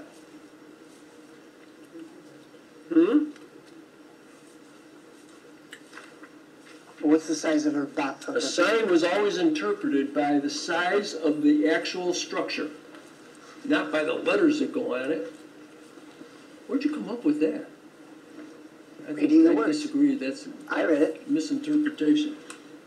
No, it's just a different interpretation. No. Rob, what size- what would your take be on that? The outer limits would be the perimeter of the structure. That's the sign. Am I right? Well, he's reading it, literally, that's what it says. He's reading it literally, that's how he's encompassing the outer. Isn't that how you're supposed to writing. interpret But things he's saying- literally? I like that interpretation. So he's saying that the writing, so if you have Tony Casciani, it ends at the I. It begins with the T. That's it. It doesn't include the race board that's gonna be. So, okay, so I'm gonna come in with a sign, theoretically. I'm gonna come in with a sign that says Dunkin' Donuts. And I've got it all in one line, Dunkin' Donuts over here. And I've got a plaque, if you will, mounted outside, a monument outside, that's 8 foot by 8 foot, or 8 foot by 6 foot, whatever you wanna make it. You're telling me the size of my sign is just that little piece that's saying Dunkin' Donuts? I don't know. That's what Because the sign, this is the sign, what you put on it are the digits. We kind of went through something like this when ABVI came in, I remember. The next application is going to be uniquely different because each letter has its own frame. Okay, but that's the perimeter, that's from edge to edge of what it is. But if it's like on a building, you know, just the digits are on a building, then you take the dimension of the digits around, that would be it. But a monument sign placed on the ground is a monument. That's a monument sign. Anybody on there agreeing or disagreeing? I agree that the monument is the sign. Absolutely. And if that's the case, then let's go with 40-something years of precedence at least. That's right. And if we disagree, then vote no, or, you know. Well, what's your sign says if we go the whole box? I'm sorry? What's the sign size if you go with the whole box? What is Yeah, it? that's the sign is a monument. Every monument sign we've got in town is based on the length times the width of the structure. That's what's on the ground. That's the structure. Okay, then we'll go with That, yeah, that is. whatever. So your dimension on this is, what did I say it was, 5 foot by 6 foot, or something like that, a little over? 60 by 80. Again, just for the record, so Catherine has it, you want to give us your name and address, please? Amy Catalano, Okay, with Vital Signs, okay, 764 Ridge Road. okay.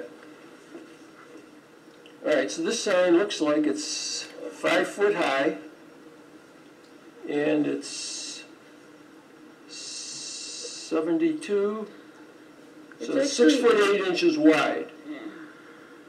Looks like 6 foot 8 by 5 foot, right? Roughly 33.3. Okay, so you got it, yeah, that's right, you got it. 33.3 feet. So that's the size of the sign.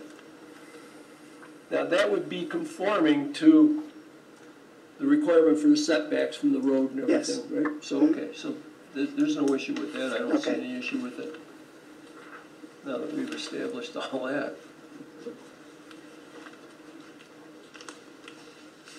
Okay, anybody any issue with the sign on Northridge Church? Should we put the street number on it? That's a very good point. What was the question? Put the address number on the sign. Yes, we require that. Yeah, just so you got it. So you want to have the address, location on the sign. Yep, got it, Derek, thanks. Okay. All right, Derek, you want to do a seeker on this? Yeah, so just so I read it right, what was the final determination on the size of these signs? Well, the 33.3 square feet. it's 33, I believe 33 square feet, you said it was? Yes, 33. 30. And then the other one's And what's? and then the other one's 293 square feet. Yeah, the other one is. Oh, yeah. 540 square feet, I think. That's Well, what I- again, it depends on if we want to calculate the color, the backdrop of the building mounted sign. See, that's a determination. Now, what is the color on that? Is that just coloring, or is that? They've actually painted that blue. Okay. And then they have a facade, that forward facade. So the church, Northridge Church, our applicants applied onto that blue paint, basically. Am I right? Are you asking about the text and the logo? Yes. Those would be dimensional letters on there. Okay, so those are letters placed onto the. Placed right on. Okay, so then, my opinion, then the sign is the square footage of that around, not the painted part on there, you know? When you come to street signs, monument signs, that's a different story. Okay. So in my opinion, the color. 293 is 178. the 293 is correct then. Okay. Yeah, Just want to make sure you okay. So I can do a motion for seeker. okay, go ahead. Good idea. Town of Webster Planning Board consider request by applicant, Northridge Webster LLC, located at 780 Salt Road, for a 33.3 square foot freestanding monument sign and a 293 square foot building mounted sign on a 9.13 acre site having SBL number 066.03-1-84.1. The Town of Webster Planning Board classifies proposed action as a type 2 action under section 617.5C9 of the State Environmental Quality Review Regulations, and therefore is not subject to further review. Okay. This is Dave Arena. I second. Okay, great, thanks, Dave. Okay, so. Derek Mixel Aye. and John Kozel. Aye, and I have one question. Is the monument sign lit or non-lit? It is lit. It's internally lit. The text and logo is pushed through acrylic, so that portion will be lit. So just the figures are showing. Just the white that's showing there. Yeah, good. Did you get that, John, okay? Yeah, that's fine. Thank you. Okay. Okay, so we got Dave and then Derek Mixel. John Kozel's okay. Mark? Okay. You okay? Yes, I approve. Okay, and I also, so. Okay, we've got that. So now, that's it. That was it. That was for both signs, wasn't it? We did that for both. No, seeker. Okay, so we're good. So I guess you're all set. Really? Okay. Great. No. You got them both approved. Was that seeker? That was just seeker. Is that just the seeker? Yes. Yeah, that's seeker. Jeez, I thought we did the. No, now you gotta make a motion to approve. I'm really losing it. Okay, who wants to make a motion to approve the sign? I'm sorry. I'll make a motion, Mr. Derek, to approve the sign as presented on, Okay. drawing number, it's not labeled, revision from February 28th, 2020, version version 10, Yep, got it. looks like. Yep. Good. Okay, we have a motion. Somebody second? John Kozel, second it. Okay, John seconds. Okay, Mark Giardina? Aye. John, Derek Anderson? Aye. And Dave Arena? Aye. And I'm okay with it. All right, so now we're set. Okay, good. All set for both? Yep. Okay, great. Sorry, but I messed up on that one. Okay. All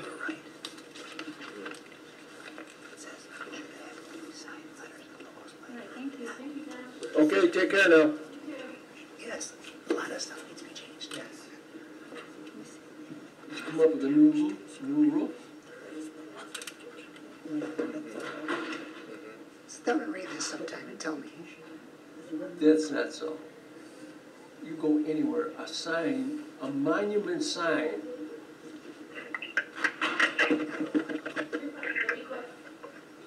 No. Okay, the next application we have is sub 23 sign at 895 Ridge Road. Applicant Charles Angolia, he's requesting a sign approval for one 18-square-foot building-mounted sign with internally lit channel letters for a sub-shop business on 1.4-acre site. This is located in an MC district, and this is under 178.7 of the Code of the Town of Webster. Charles, how are you? Good, how are you? Good. What are you doing? Putting up a sign, huh? Yes, sir. Okay, let me pull it out here.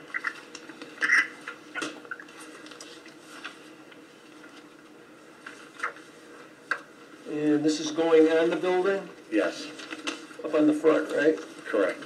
Okay. That, it's okay for size, what is it again? 2 feet by 9 feet, right? 18 square feet total. Yeah, so that conforms to the code. Yes. Anybody have any issues with that sign for the sub shop? Is there an address that could be located on that side? I didn't hear you well. I said there's an address that can be located on that side, so that people driving by know it. Mark, I'm sorry, you're very jarbled. Is there a address that can be located on that sign? Is there something that could be? An address. Oh, an address. An address? Well, this would be on the building itself. Yes, Are you putting, that's the only sign, right, just on the building? Correct. yes. So it's just going on the building, yeah.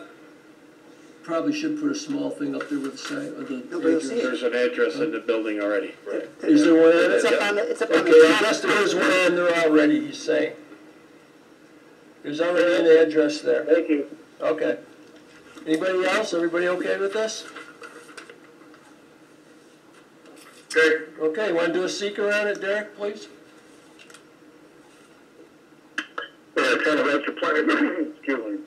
Town of Webster Planning Board consider a request by applicant Charles Agnolia for a 18-square-foot building mounted sign with internally lit channel lights for a sub shop located at 895 Ridge Road, having SBL number 079.14-1-46. The planning board classifies the proposed action as a type 2 action under section 617.5C9 of the State Environmental Quality Review Regulations, and therefore is not subject to further review. Okay, need a second? Second. Okay, Derek Mixel, second. Okay. Dave Arena Aye. and John Kozel, Aye. Mark Giardina, Aye. and Derek Anderson, Aye. and myself. Okay, we're good with that. All right, so that was a secret, wasn't it? Mm-hmm. Let's see. And that's the only sign, so, and again, it conforms. All right, so anybody want to make a motion for the sign approval? I'll make a motion to to approve the sign application as presented. Okay. And I don't see a number, but as presented in the documentation provided. Yeah, that's good. This is Dave Arena. Okay. I second. Okay, great. Okay, Derek Anderson, Aye. John Kozel, Aye. Mark, Aye. and myself, Dave Arena. Well, I got him right already, so. Okay, we're good. All right, we got it. Okay, we're all set. Thank you. Thank you, guys. Who's doing the cooking there, your mother? Yeah. It'll be good food. Say hi to her.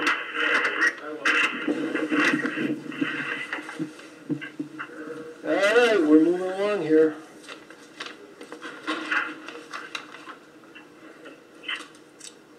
Okay. 478 Ridge Road accessory structure. Will be the next one.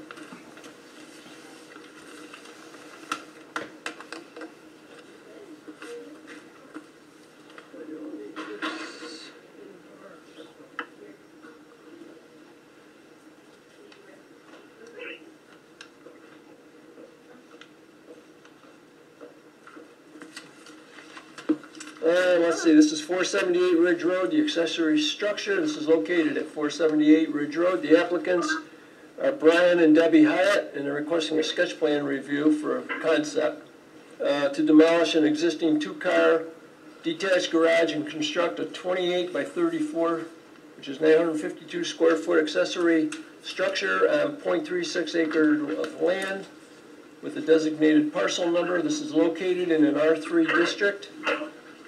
And this is under 225-36 of the code of the town of Webster. Hi, how are you guys? Good, how are you? Good. Just why don't you just give us your name and address? Debbie Hyatt, 478 Ridge Road, Webster, New York, 14580. Okay.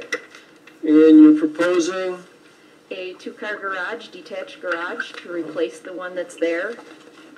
Like you said, 26 by 24, and now 28 by 34. Mm-hmm. Okay. Now you're going to need to get variances, obviously, on this. There was one concern brought in, and if I find it here. There you go. Got more papers here. There, I got it. Let's see. The letter came from St. Rita's Church, which is your neighbor, obviously, right there. Yes.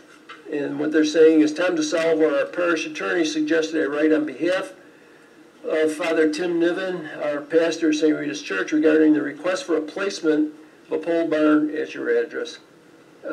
I did not see any submitted documents regarding this and the site drawing. Well, it wasn't on because it's just for a review. Now, here's their concern. I've attached the survey we had done in April of 2018 on this area. And you can see that their current garage sits on our lot line.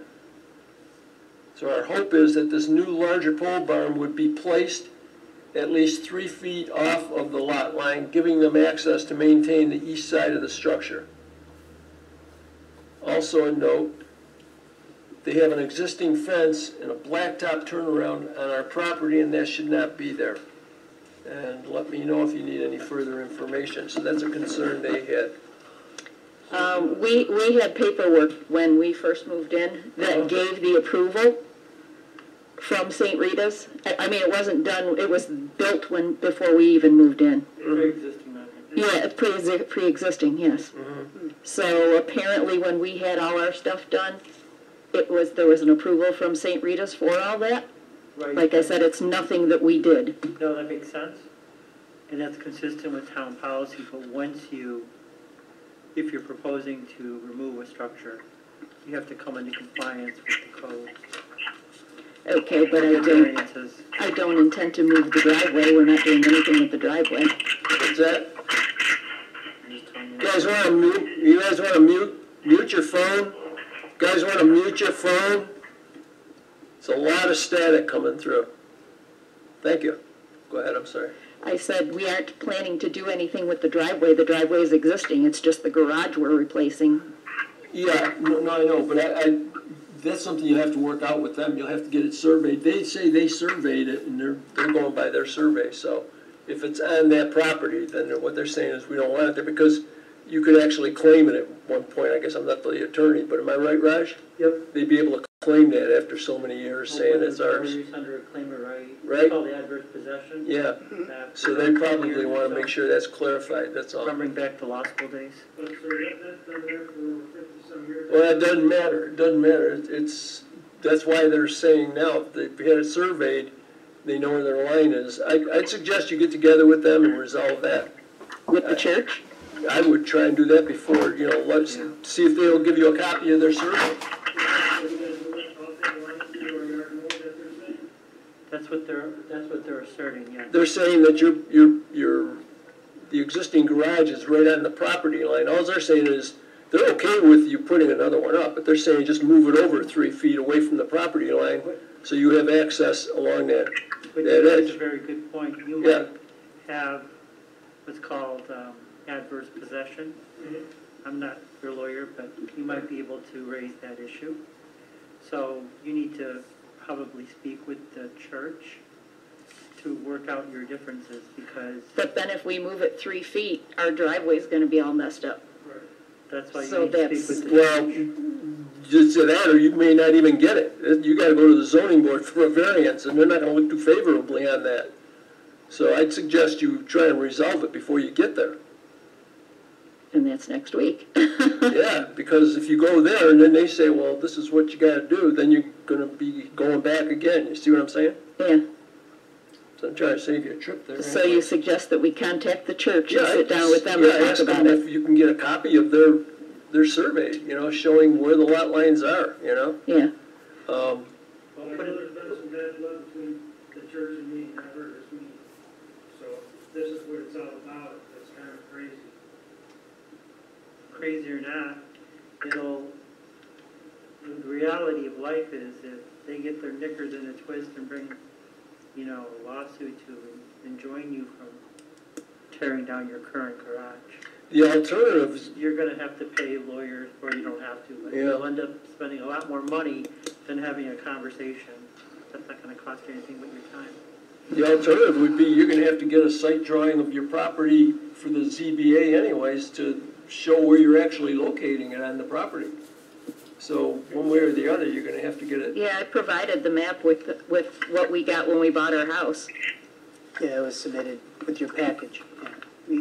Yeah. Yeah, their survey map shows that the existing garage is 0.3 feet off the property line. Right. Yeah.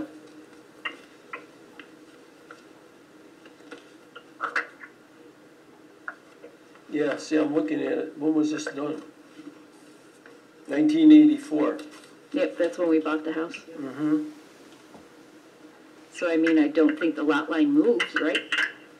So, sometimes, depending upon which direction a surveyor comes in to do a survey, because he has to go out to find monumentation that ties into county monumentation. There are times where just the slight errors as you go down the road could create something like this happening. Because that's why there's two distinctly different. Same thing happens on along Lake Road on the sandbar. You'll get two different surveyors with slightly different results. So, See, it is a pretty major request you've got going here. When you go to the ZBA for something this size, it's 28 by 34, which is quite large. And to be putting it on the line, I can't see them approving that, quite honestly. That's the zoning board, but...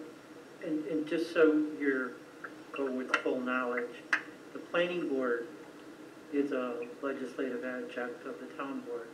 We can't vary the code. Only the zoning board can vary the code. We have to follow the code. Mm-hmm. So unless you get a variance, you have to comply with all setback requirements. Okay, so you said it has to be set in 3 feet? I don't know, I haven't looked at the code, because It's on for sketch plan. I didn't look at it. What's that? I'm It's sorry? got, they want it to move 3 feet, They're asking you to move it 3 feet onto your property, yeah. but according to this, it is 3 feet in. 0.3. Okay. All right, so we Yeah, have see, to it's sit saying- down and talk with them and see what we can I come up would, with. they're not opposing it, so they Right. can't be too much bad blood there, you know, it's, Yeah, all they're saying is they just want to move 3 feet away from the property line so you have access to do work. I mean, you can't, let's put it this way, if you put the thing on the property line, how are you going to work on those walls over there? You're going to have to be on their property? we normally take care of their property for 35 I years. understand that, but that's, you see what I'm saying? That's what they're questioning, that's what they're saying. You know, so I would just clear it with them first. The other thing too is your drawings are kind of, I mean, you got a photograph of a beautiful 2-story building, you're only talking 1 story, right? Correct. So, just, and you're putting trusses? Yeah, I Trusses on it, so it's 10 submitted other pictures too Yeah. of the trusses. So it's 10 foot high. Yeah. They're concerned about any damage being to the lawn and stuff. I take care of that. Oh, no, I'm not, we're not concerned at all. It's they're the ones, you could be your neighbors, you know? And your drawing Yes. on here, what you're showing is like 10 foot to your overhang, your soffit. And you got a 9-foot door. Are you gonna have enough clearance for that door to close up in there? See, the drawing is out of proportion. Yeah, the gentleman's CAD was down, so he had to do everything by hand. Oh. That's See why what it, I'm saying? yeah, The way it's drawn, yes. you're showing this door being 9 foot, and then you've got the eaves up here at 10 foot, and that's about 4 foot difference in there, in other words. I gotcha. Yeah, I see what you're saying. See what I'm saying? Yeah, on that one. So you Right. wanna clear that stuff up too, All right. and there. And then I'm questioning if you put in, I mean, you'd have to check that, I don't know, but if your door is 9-foot door and you have a 10-foot, joint, you know, your trusses, it only gives you 1 foot inside the garage for that door to go up and turn. You wanna make sure you're gonna have the clearance for the door to, I'm not getting into your development for you, but, you know, I just, you know what I'm saying, just wanna make sure you're covered. Okay. Size of your door and height of your building so that your door can close. Okay. Because the door's got an arch to go up, you know what I'm talking about, Yeah. okay? Yep. Okay. So this is tabled until the next meeting? Yeah, this, they've got to go to the zoning board now, right? Yes, they're scheduled to appear before the zoning board. Next meeting. Next Oh, week. okay. Yeah, so you go to the zoning board, I guess, when's he scheduled, next meeting? Yes. Yes. You schedule for the ZBA for the next meeting, then you probably would want to, then you have to come back here for the approval for the building and so on. Yeah, and I think we're down for the next Tuesday for that, correct, Josh? Yeah, Yes. Yes. The 19th back here at the Yes. planning then board. you could come back here the following meeting for the building. Okay. That's provided you get all your variances and you're still going with everything. Okay. Okay? All right. Thank you All very right. much. Good luck, folks. Thank you. Okay. Okay, that's that one.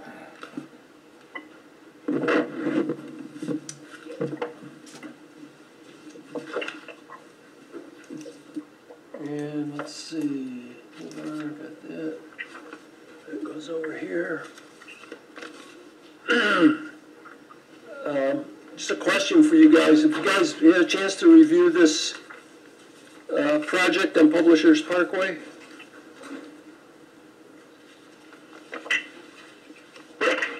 Okay. Yeah, just, you know, there's some issues on that.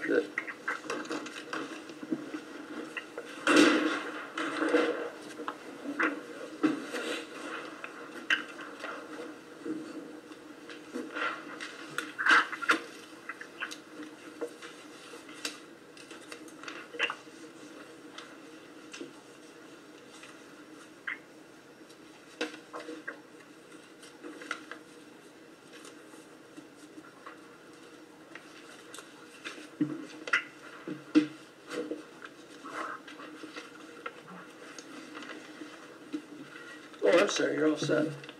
Okay, let's see, this is Publishers Parkway Senior Housing Project. This is, applicant is Taylor the Builders, and they're requesting a sketch plan review and a referral to the town board regarding consideration of a PDD for the construction of 194 senior housing units in a combination of 2 large 4-story buildings and 84 2-bedroom townhouses with an associated clubhouse and a pool, and this is on 24.6 acres of land on their designated parcel number. This is located in an OP core area, North Office Park District under 225-19-1 and 228-21A of the Code of the Town of Webster. Again, this is here for just a review and a referral to the town board. Yes, sir. Thank you, Mr. Chairman. Good evening. My name is Jess Sudol with Pastoral Associates here this evening on behalf of Keller the Builders. We're revisiting a project that originally received both the PDD approval as well as preliminary and final site plan approval approximately 5 years ago. So it's a variation of that, but a smaller project. Back in 2014, 2015, for these, those board members that were still here, you should recall this project. But at that time, there was several other senior housing projects that were being constructed, namely Marquise at the Woods and VOA project here across the street. There's another one on Holt Road. And at the time, the market was a little bit saturated with senior housing. So this project, although it received all of its approvals, didn't move forward with construction. So it sat idle for several years. We filed for several extensions. Recently, approximately 5 acres on the southeastern portion of the site were sold off to U of R to construct a facility which I believe this board has already reviewed and approved. So what we've done is we've revised the plan and we've made the footprint significantly smaller than what this board and the town board previously approved. And the reason why, there's several reasons why we did that. First, by eliminating units and by condensing the overall development area, we're allowed to significantly increase the buffering along Route 104. The neighbors, although there are no single-family neighbors, but the town staff and the planning board, 5 years ago or so, had expressed a lot of concern about, maintaining that buffered screening along 104. And the plan that was approved had a setback in that area of approximately 75 feet. By modifying the design, we've been able to really suck that in and more than double that buffer to now it's approximately 160 feet. So almost 100 feet more of buffer existing vegetation that will not be impacted, which we think is a drastic improvement over the previously approved plan. One of the ways that we did accomplish that is by going from a very large 3-story building to 2 smaller 4-story buildings. The previously approved plan, you kind of see that like weird L thing that's in the middle of the old plan. That was a 3-story building that contained a lot more units. I forget what the exact count was, and had a bigger footprint and really resulted in some more sprawl and a spread out design. By going with 4 stories, we're able to, again, suck everything in and increase the buffering on all sides of the project. The 4 stories is not unique to the area. The Hampton Inn that's right across the street from this parcel is also 4 stories, as is the Holiday Inn Express and other buildings in town. We are providing the 360-degree access for fire lanes that is required. Quite frankly, the 4-story construction, because it is more environmentally friendly, less rooftop, has become pretty popular in a lot of different communities in Western New York and other places, and certainly has had a very effective job, or done an effective job here of creating all that additional screening. It also allowed us to significantly increase the amount of buffering off of Publishers Parkway. If you look at the old drawing, we have 2 units there that are really backed right up to Publishers Parkway. With this design, we're able to eliminate those units and create a significant buffer. So the first units that you see, which would actually be the clubhouse when you're driving in from Publishers, are well over 150 set into the project. So really, both from the north and the south, we're over 150 feet till you start seeing any buildings. And then also from Hard Road, because we now have that commercial property separating us, we're very much isolated in the back there. Again, in a much smaller development than we previously were. Just hold on one second. Could you folks, you guys online there, could you mute your phones? You're making terrific static. Somebody has their phone open and it's making all kinds of noise. Thanks. Go ahead, I'm sorry. We are aware that there are height limitations associated with the multifamily use, as well as building size limitations in the multifamily use in the OP district. But there's also a provision in that district that the town board has the authority to modify any of those dimensional requirements. So when we do have these, should we move forward past this board, we would be requesting that the town board, acknowledge those deviations from the code limitations, based on, our unique set of circumstances here, being really not near any single-family homes, not impacting any adjacent users, with the 4 stories really allowing us to increase that buffering, we think is a acceptable, justification for what we're asking for. And in fact, we're doing it, for those very same reasons. With that, I don't know how much you want to cover. If you look at the previous plan, you can see that a lot of the way in which it's developed is similar. Again, it's just we, cut off the whole southeastern half, and then we really pulled it in tighter to, not have so much disturbance on the southern part of it, so that we won't be visible from 104. And certainly the trees and the vegetation there is such that whether it's 3 stories or 4 stories or 2 stories, it's not going to be visible when you're going down 104. Mr. Studo, so you're asking the board to make a referral to the town for? That's what they're here for. Yeah, in accordance with the OP district, it specifically says that we must first appear, any special use permit granted in the OP district has a special code revision that requires us to appear before the town board, specifically before we come before the planning board for a sketch plan review. And we did that several months ago. Right. We've kind of bookended both sides of the COVID situation. And now we're here asking this board for a referral back to the town board, at which point we would be, asking for the Progressive Development Overlay District. And then should they find it in their purview to grant that, we would have to come back to this board for the site plan review process for both preliminary and final review. So we're still kind of getting started with this one, and we recognize that there's a lengthy process ahead of us. But we certainly did deal with a lot of the potential environmental impacts the first time around, and now with us reducing our footprint, increasing green spaces, decreasing density, we certainly anticipate that those environmental impacts, which were previously received a negative declaration, would once again. But we fully anticipate providing all the backup information for this board and others to come to that conclusion on your own, should you find it appropriate.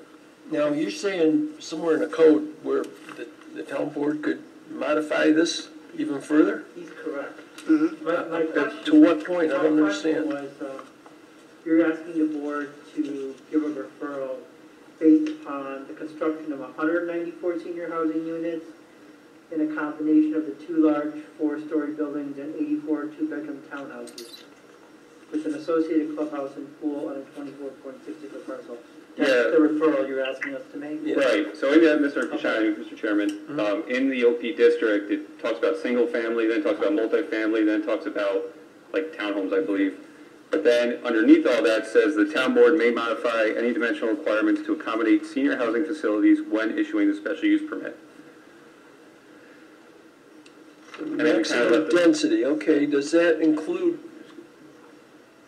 4-story building? Because again, in the OP, it says no more than 2 stories.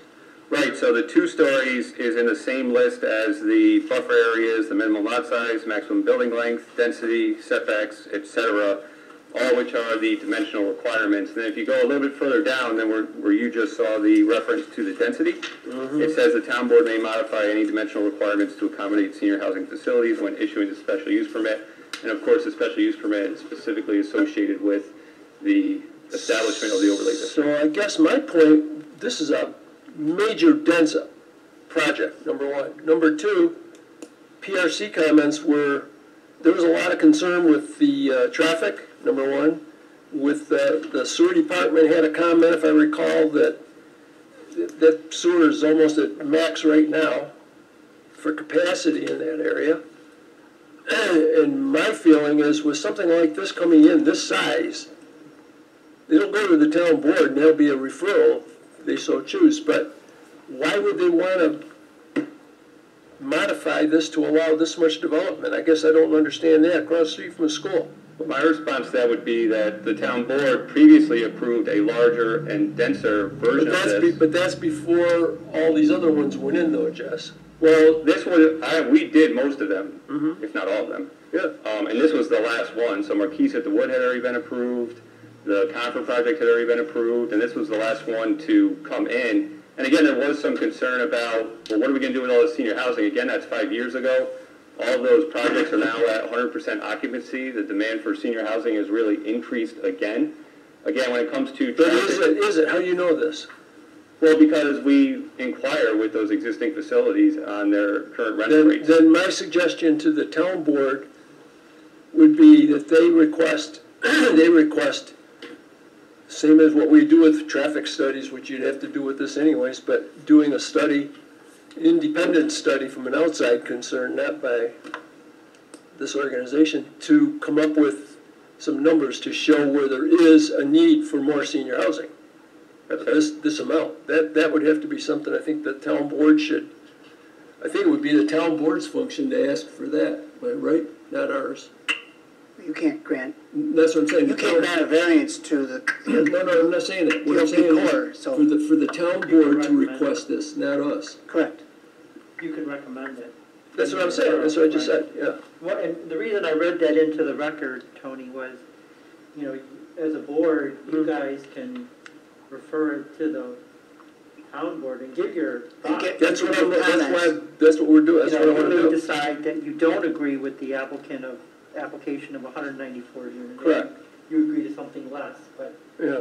I think that's within your purview. Mm-hmm. But that's what he's requesting. A market study is certainly a fair request, and I don't object to that. No, I think that's something that needs to be done by a firm. One thing that's worked out really well, I believe, back when we were doing this project, and we did them all kind of in succession, there was a lot going on in this area, and there was a lot of unknowns, and there was this giant coordination item of this light at Hard Road and Publishers, and who's going to put it in, who's going to pay for what. Mm-hmm. I haven't even mentioned all the CDS projects that have gone in. Yeah. But now that's all been built, it's constructed, the transition of the road from state to, I believe, county has all happened, is all functioning, and that was actually a really big unknown back then that's worked out well, I believe. Mm-hmm. See, the other thing is too, now, let's say the project gets going and it's halfway and it sits there and it's not being occupied by seniors, then where does the cucumber become the pickle here? In other words, where does this thing turn over and become, well, we can't do it, so let's move a bunch of families in here with kids and make a development out of it? Well, we're not allowed based on... Well, you're not allowed, but yeah, if with a hardship, it would end up happening. Well, we're confident we're building a product that's very specific to seniors, and by that I mean it's one bedrooms. It's built for single seniors or maybe a few couples. I mean, the amenities, everything about the project is very much designed to accommodate seniors. We're very comfortable with the demand based on the success of the surrounding projects. What's considered seniors today in a house, in a project like this? At 50, 55, or? It's 55 and up is 55? Which is not our arbitrary. Let's open it to these guys. Any fellows out there, anybody have any comments on this? And the rest of the board received the... First of all, tell me, I can't tell who's talking. Say it. Who is it? Mark, you're really muffled. I know, he's terrible with that thing. Talking into a sock? No, I'm talking into my... There you go. That thing isn't... Okay. There you go. Try again. The question I was going to ask the board, did you receive a comment from the Sports Association of Webster regarding this project? Yes, yeah, they had concerns because of the sports facilities and the schools and the lights and so on, yes. Okay. That would be one of the concerns. I'd like to see that included in the minutes if we could. Yeah, that would be in the record, yes. Yeah, okay. I'm not a huge fan of the 4-story buildings. Like, wow, that just seems like they're out of place there. I'm in agreement.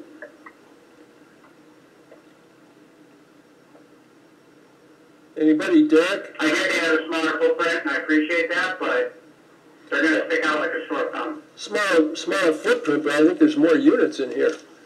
No, there's less units. Less units? Again, those buildings are, over almost 1,000 feet from Publishers and Hard Road. I'd be happy to do a line of study to show the difference between a 3-story versus a 4.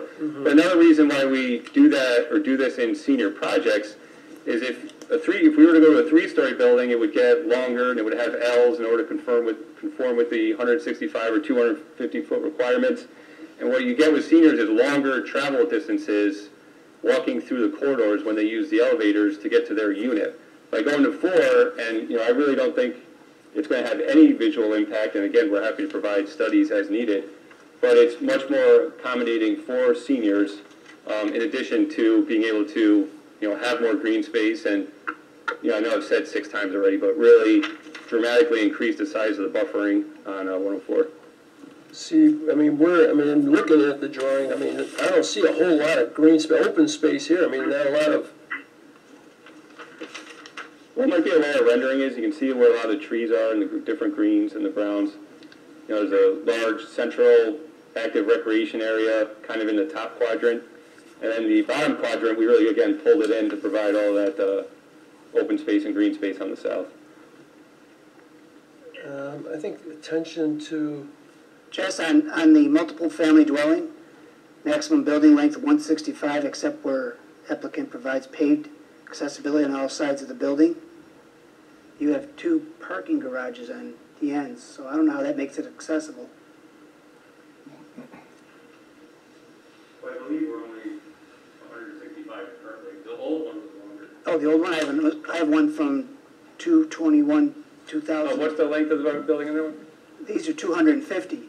Oh, 250? Okay. Well, we could... By 70 foot. We provided fire lanes and fire station areas on each side. We could remove or relocate those garages. As I say, you might want to talk to the fire marshal about giving them access on the 2 ends. Yeah, and like I said, the 4-story, there's precedent for 4-story in this area. There's a Hampton Inn that you can literally see on the rendering. And actually with the cornice that's on that Hampton Inn, which is quite large, is significantly taller than what we would be proposing. Just another clarification, you advertised as 84 2-bedroom townhomes? Is that true? The 2-bedroom are in the townhomes and mostly ones. This drawing shows 4 units, that's why I'm asking. 4 units? It says proposed 4-unit townhomes. Oh, there's 4 individual townhome units in that block. So are they 2 units or 4 units? These are 4-unit townhomes. Okay, they are 4, all right, gotcha. So these, well, what am I missing here now? These are all 4 units all the way around the perimeter there? Yes, sir. They're all 4 unit? Yep. See, and the other thing, if you're doing this kind of a development in the past, what we've done with, like Railroad Crossing, where we've put, and also with Tom Thomas over on Salt Road, right, where we've made them duplexes, still townhouse, but they're 2 units as opposed to 4. These are all rentals, correct? Yes, sir. See, they're all rentals. That make it a little different. Yeah, I think Tom Thomas, when he did those patio homes, weren't they for sale, fee simple lots? Yes. Yeah. Yeah, they're double units basically is what we ended up doing with that. Because for sale units, you put 4 of them. Everybody wants an end unit, and then the center will sit there, and the next thing you know, somebody buys one end, somebody buys the other end, the other ones don't sell, they end up renting them, and you got a mess. So I try my part to avoid that kind of development. But this being all rentals, it's a little bit different story. Yeah, like I said, it's not much of a deviation from the unit types that were previously approved. Yeah, I'm not thrilled about 4-story. I don't think there's any reason the town board should even consider 4 stories. May I ask, if you don't mind, what the concern with 4 stories is? Well, number one, that's higher than the school across the street. 4 stories, So, we don't want, you want to keep it residential looking to a point, not like a major complex, which is what it would be. I can go in the city and find developments, 4 or 5 stories. I don't think we need to go that direction with it. Well, I'd be happy to provide those line of sight studies from Hard Road and from Publishers Parkway to really show, we'll create this whole thing in a 3D model, so Well, yeah, okay, you can see the difference. If you put 2 stories down underground, and we'll only see 2, that'll look good. That would do it. The traffic is a big issue. Yeah, with the traffic, we have the traffic. No, that's all gotta be addressed. This is stuff I wanna, want the town board to be aware of. And I think attention should be given to the sewers, because that was a comment that came up at the PRC. The sewers are maxed out now in that area, with all the development that has gone on since this project. So now, do we really need another project this magnitude in there? So that's gonna be the question. Tony, Yes, sir. this is John Colville. I have a question. Go ahead. When this was approved about 5 years ago or whatever, one of the conditions was that they had to build a right-hand turn lane on Publishers Parkway down to Howard Road. Is this something that they would do? Would it be grandfathered in? Well, there wouldn't be anything grandfathered. It's a whole new proposal.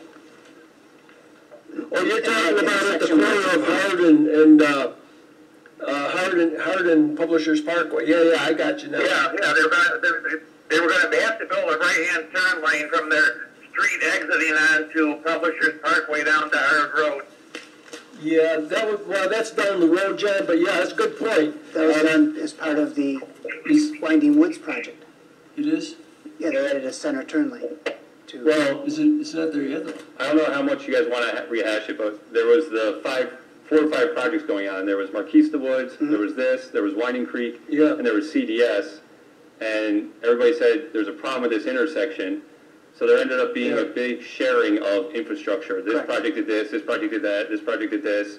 And it was all done, this project was specifically set up so that if it was constructed after it got approved, which it could have been constructed in 2015, and we got there before they put the light in, that right-hand turn lane, the additional accommodation for the right-hand turns here would have allowed cars waiting to turn left to still be able to escape right, especially coming from the school. And that condition's a little bit different now, having a light, but of course it's something we would study as part of the traffic study. I think part of the issue there at that intersection, if I recall right, is that part of that is the road would have had to go over onto Mirashow's property, and I don't believe they were willing to let that piece go. I think there was something to that. Huh?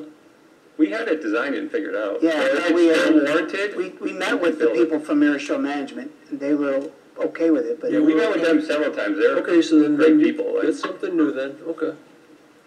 All right, but anyways, those are the issues. Okay, John, that's a good point. Intersection. Okay, anything else? Derek, anybody? So I was kind of bored when this first got approved or reviewed. So this is, you guys split your property up and U of R is getting some of it, right? Yes, the first time it was approved, it had the senior living on the entire parcel. We cut off the southeast corner and the units associated with it, and that property was then sold to U of R, who's moving forward with their development. And I'm not doing that, so I don't know where exactly it stands. So now we're coming back in with a new proposal with the lands that are remaining, with less density because we gave away a bunch of our land. So how many units originally were proposed and approved? 210. 210. And now what is it? 194.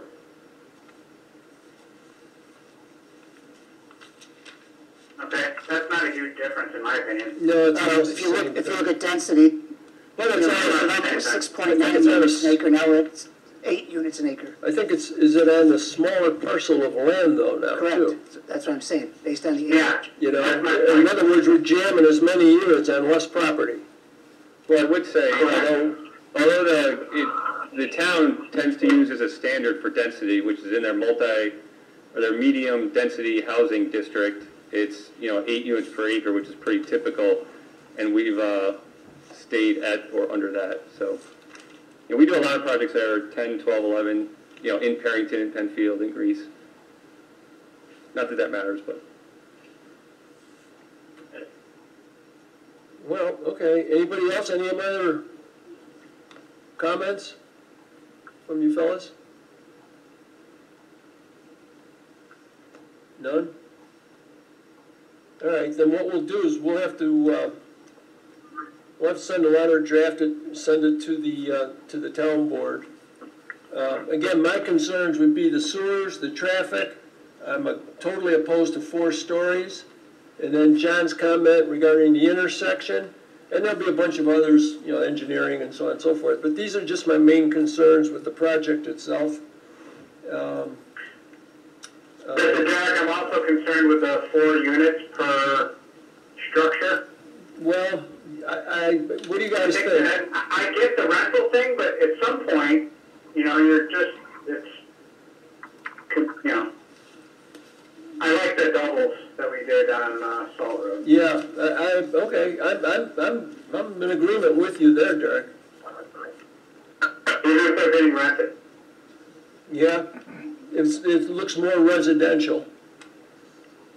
You know, Taylor built the Hatch Road project that's kind of right off Ridge Road that backs up to the commercial site for Mr. Landers, which has a lot of, same type of project, has all, I think almost all 4 units, and they saw no discrepancy between the end units and the units inside. Yeah. I get that under a fee simple project, yes, there's certainly that issue, we've seen it before, but it doesn't mirror itself over to the rental market, in our experience. What did I say I wanted on their study?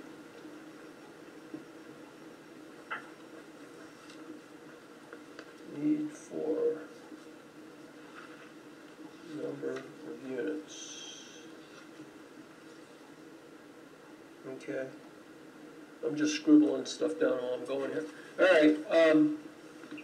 right, I guess that's all we can cover with this. There are some issues with the project as far as sewers. That to me is a big issue. The sewers probably would have carried the original project when, 5 years ago when it was approved. But since then, all these other projects have entered into it, which is probably limiting the amount of capacity of those sewer lines now. So I think that was the concern of the sewer department. So that would have to be studied too. Okay. Yeah, we're engineers. We love studying sewers, so. That's all I guess we can do with it. You folks, you guys are all set with this? Yeah, I agree with what you said. Okay, sounds good. Okay. I don't want to put you guys on the spot, and I know you kind of did on a previous application, but if we were in between 4 stories in the current configuration or a 3-story option that pushed the development south and we lost that 100-foot of additional buffering, does it sound like this board would prefer the bigger development area and less buffering to go to 3 instead of 4? Well, you don't want to ask me, because my opinion, they should be duplexes, number 1. They shouldn't be any more than 2 stories high, and that's a major dense project. There isn't a space, you got a little bit of open space around it, but they're just bunched up. There's nothing in there, you couldn't even put a bocce court in this thing. We're not going to agree, so I won't say anything. It's tight. It's developed to the max. Well, all right, anyways, you got to go to the town board, see where they go with it. Yep. They'll just refer it back to us or whatever. I may even go to that meeting. All right, I guess we're good. All right, thank you, everybody, and appreciate the accommodations to keep business going. Okay. Good night. Good night. Take care now.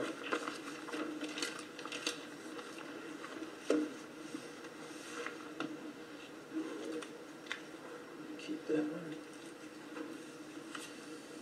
All right. Let's see. These next ones, actually, these here we have no applicants coming in. Take care, Jess. We'll see you later. This is 900 5 Mile Line Road. This is for Lowe's outside storage. This is at 900 5 Mile Line Road. The applicant is Lowe's Home Center, LLC, represented by Paul Estefan. And they're requesting a permit to allow seasonal display of merchandise in front of the building and their 18.25 acres of land. And this is in a high-intensity commercial district. This is nothing more than a letter that goes way back from when Lowe's was built, and we restricted the amount of outdoor storage they could have on their facility, on the site. And we suggested if they needed to have like special occasions for holidays or Mother's Day, Memorial Day, Labor Day, what have you, that they submit a letter with those dates for that year, and we would, if the board was in agreement, we would approve them. And that's what they're in for that. The manager contacted me in regard to this letter the other day and asked if possible if they could put 5 or 6 sheds at the east property line where it meets the field by the woods, where that cut-through road goes over. In other words, it would be opposite out from their lumber area, and they would be just seasonal storage. It's not storage, seasonal type of a setup for the 5 or 6 sheds in that area, and they requested if it would be okay if they did that. They also wanted to put, I mentioned this to some of you, they wanted to put trailers out there too, and I said, don't even think of that, in my opinion. I don't think anybody's going to go along with that. I think you're pushing the envelope when we don't want it to be looking like a junkyard. And they've always been cooperative, so in this regard, I don't have the trouble with the 5 or 6 sheds. Number one, they're not on the highway, where you see everything. They're tucked back in there. But it's you guys' call. If you're okay with it, we'll just add that to their okay for the rest of the letter. If not, we'll leave it off. Comments? Well, this is Derek Anderson. I don't have a problem with the sheds, but I agree with you with the trailers. Okay. This is the other Derek, I agree. All right. John, you okay with that? I agree. All right. So Yeah, I'm okay with it, but I sort of disagree with your comment there that they've kept it up over the years. It seems like it's getting worse and worse every year. They have more and more stuff out at the front door. I was in there this morning, and I know Sunday's Mother's Day, but they had a couple of wood splitters right outside there in the front door, and I don't know how many mothers want a wood splitter for Mother's Day. Jen, the point isn't it's for Mother's Day that they're selling wood splitters anymore. They sell chainsaws out there. But it's they want to get stuff out there for the holiday. But this letter was in over a month ago, where we weren't able to act on it because of all the issues with the virus and so on. So now we are acting on it. So in the meantime, they just wanted to get some stuff out there, I guess. But again, they had dates on there. The next date is May 6th to May 12th. I know that's tomorrow. See, John, you weren't around when this thing was originally approved. They have probably been the least impact of any store in Monroe County. And they're not even on the road. You need to go visit Lowe's out on Ridge Road West if you want to see a disaster. You want to go visit Home Depot on Ridge Road East in Arundequoit. You want to go down to Panorama. You see the difference.